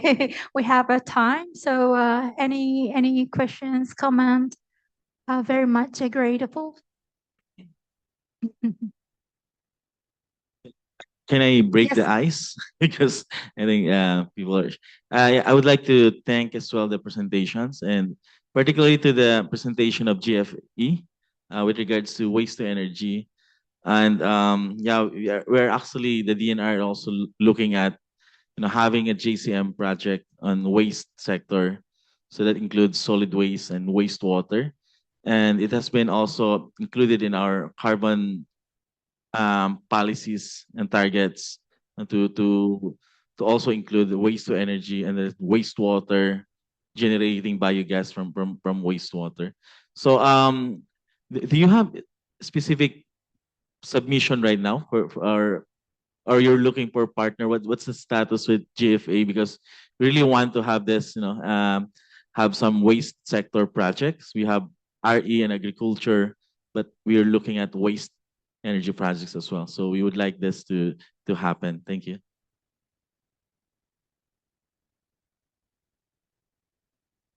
So, thank you very much for your some comment. And also thank you very much for the very beautiful the inquiry for some our JF Engine Corporation. So honestly speaking, as of now, we are some currently developing some partnering, a very good partnering with both the public sector and the private sectors as well. And also we understand currently your Filipino government is issuing some very special incentive program, namely green energy auction system. So we are carefully analyzing the multiple type of some condition of this GEA program, and also with using with knowing such kind of some condition, we are actively seeking some partner company as well. But may I say this GEA program is let's say very aggressive but very challenging. Especially kind of some schedule wise. But anyway, we also understand some very big willingness to introduce the waste energy system here in Philippines. So we are very much appreciating your Filipino government, not only government sector, but also the private sector with using some our track record, JCM WTE system for your country. So we are very much open to collaborate with the Filipino partners. Thanks so much. Thank you very much. Any other comments or questions from the floor? Yes, please. Hi, good afternoon. My name is Nico Calderon from MetPower, a Metro Pacific company. My question I would like to address to Takahashi-san as well from JFE.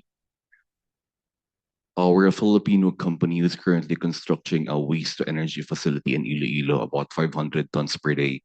We're looking for a Japanese partner for another waste-to-energy facility. I would like to ask, what is the capacity of the plant that you have featured earlier? And I would just like to introduce myself so we could connect each other and we could have a more comprehensive discussion about a waste-to-energy project here in the Philippines. Can you briefly discuss more about the project that you have featured earlier? Okay, thank you very much. Maybe so that my presentation was very good. So that's why I am having some multiple type of some question. But anyway, so our case, as I make the presentation, Vietnam case, the capacity is 500 tons per day. 500 tons per day. And also the uniqueness of this Vietnam plant, we are receiving some both municipal solid waste and industrial solid waste. So especially considering some power generation efficiency, some not only the waste volume, but also the waste characteristics is also very much important. So considering such kind of situation, together with Vietnamese local company, local partner company, we are developing some very unique idea. We are receiving some both municipal solid waste and industrial solid waste. And also, since we understand here in Philippines, you also having some of the industrial zone area. So from such kind of situation, we are very happy to receiving some industrial solid waste, both with municipal solid waste.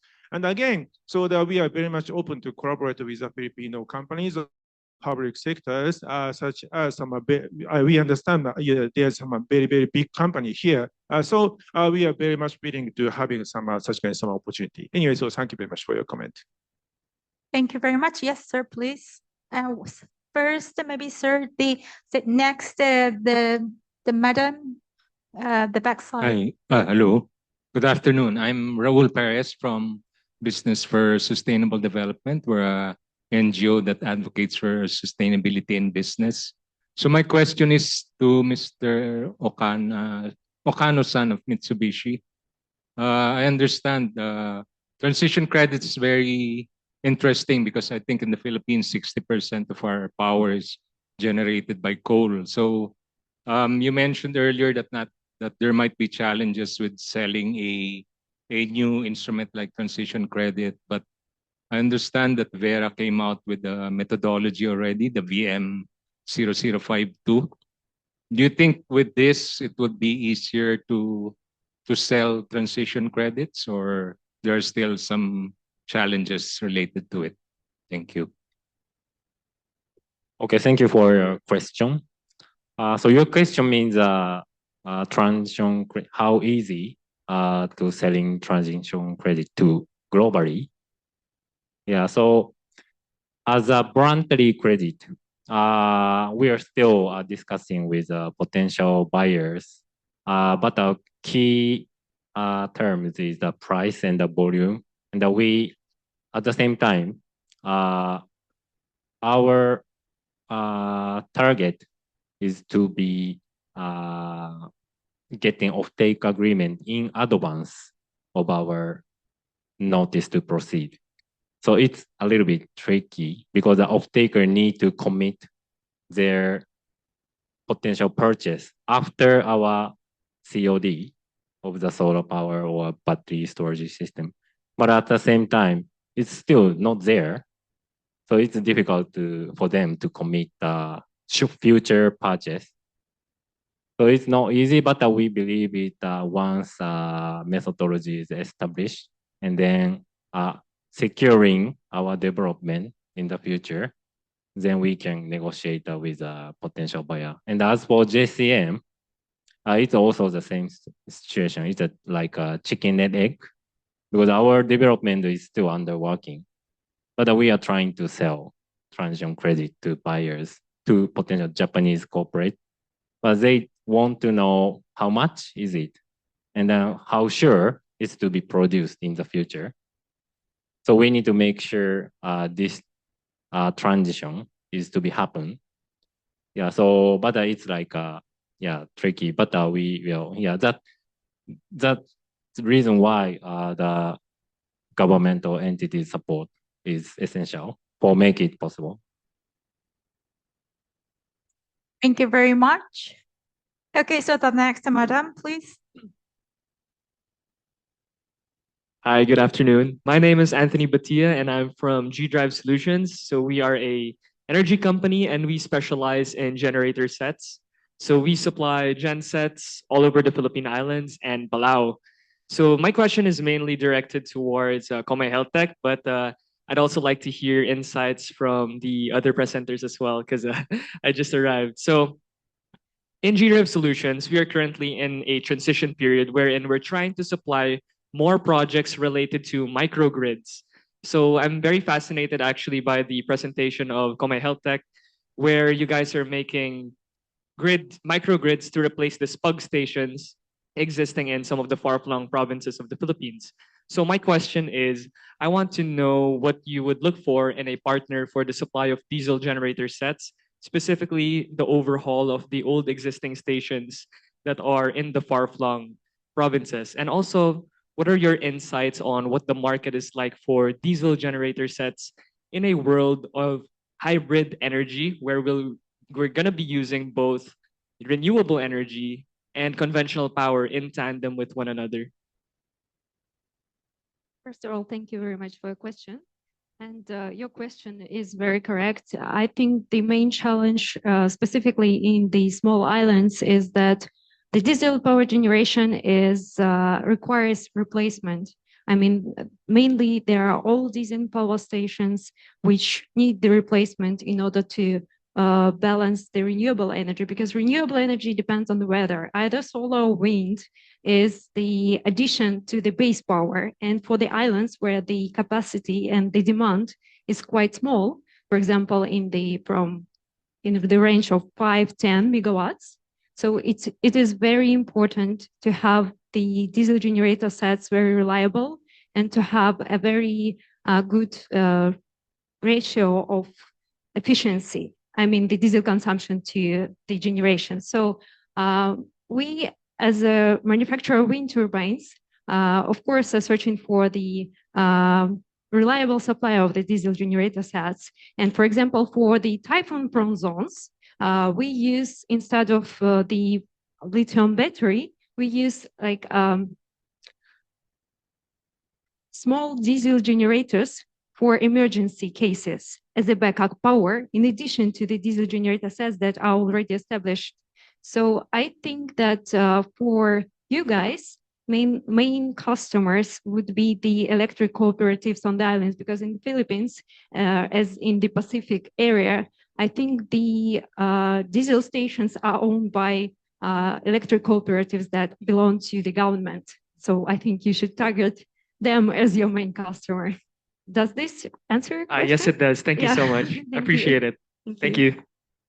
Thank you very much. Maybe a last question, if any. Okay, I do not see anyone raising a hand. So please allow me to take a moment to invite all the speakers. Sorry, this is not planned originally, but we'd like to take a group photo with the speakers for this session. So please come to the stage.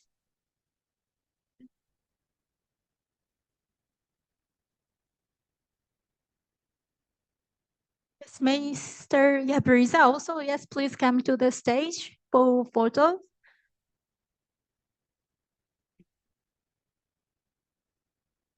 So while taking a photo session, I would like to share the quick information regarding a business matching session after this session.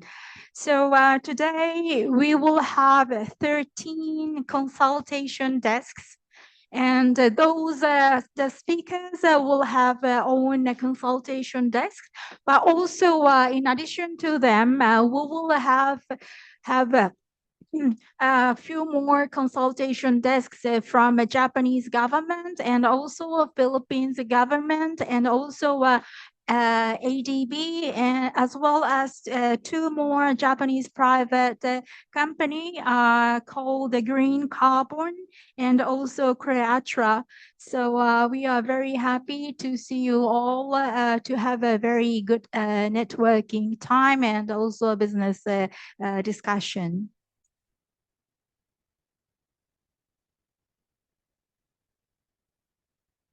Okay, thank you very much. Thank you. So once again, I would like to conclude this session, and I'd like to hand over my microphone back to Mr. Nakamura for key takeaways and session summary. Thank you. Thank you very much to OECC and Ms. Sumikoshi, and also all the presenting companies for the excellent presentation sessions. So the forum is about to come to an end. Of course, there will be more important matters, of course, the consultation session.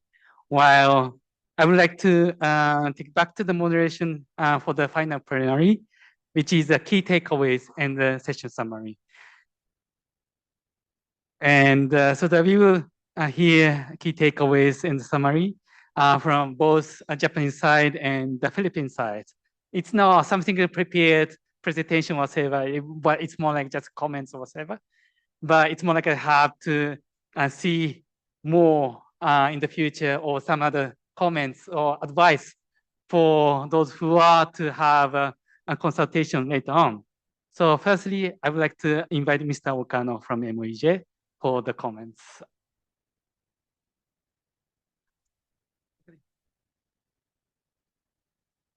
Thank you very much for gathering here today.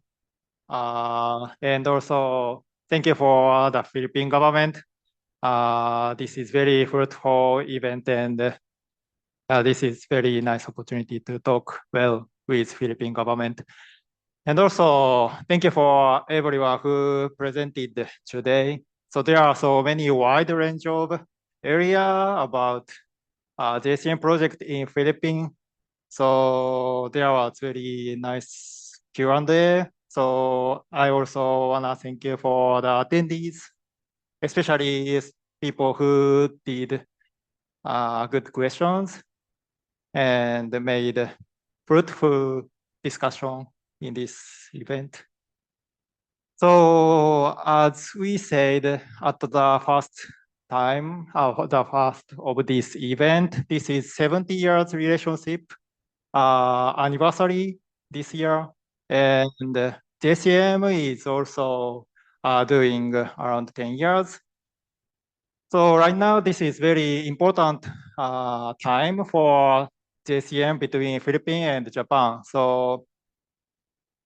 So we need to collaborate well more. So I hope our collaboration will be strengthened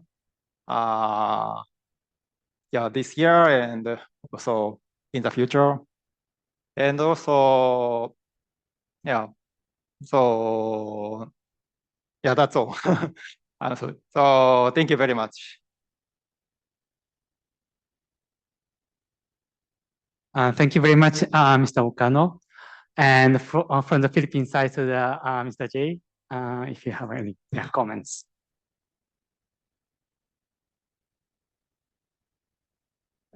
Thank you, Nakamura-san.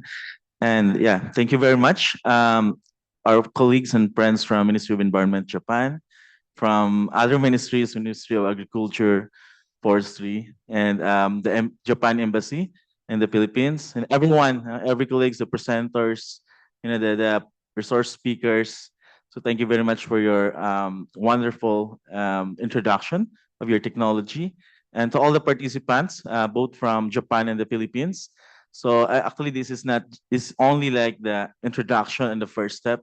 So what we really need to do is really need to still gather around after this seminar, have this business matching, and this will not end today. Actually, we need to continue our collaboration, our partnership, our cooperation.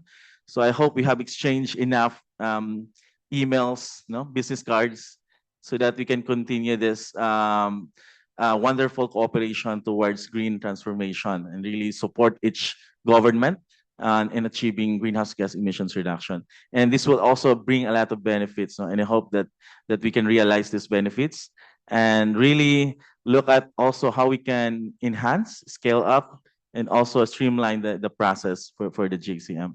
So on behalf of the Department of Environment and Natural Resources, thank you very much, everyone. Thank you very much, and maraming salamat po, Mr. J, for the comments. I got the last request actually from the public relations side.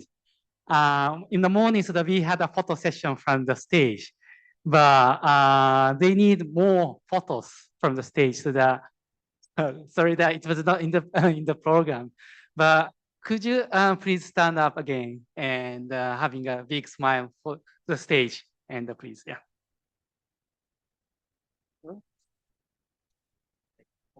Oh, no, yeah, right, yeah.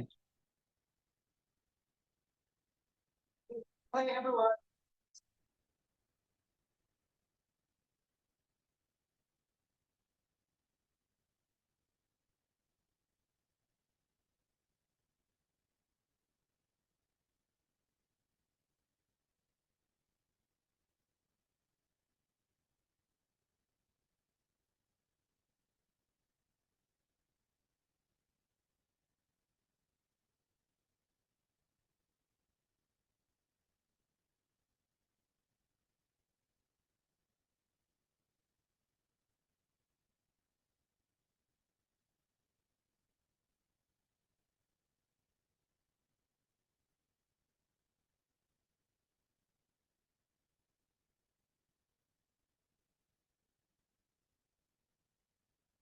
Thank you very much. Now so that it's more like afternoon coffee break time, but I would like to share a brief announcement so that to prepare the venue for the business consultation session, tables in the first 3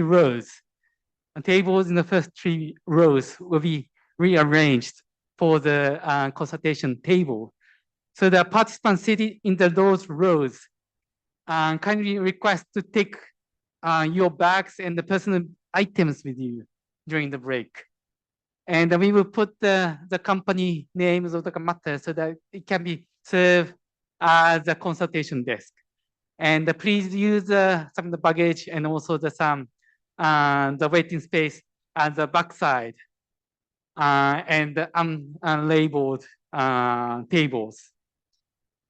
So we will now having a short coffee break, and the refreshment is available on the left side of the hall. So thank you very much, and enjoy your coffee.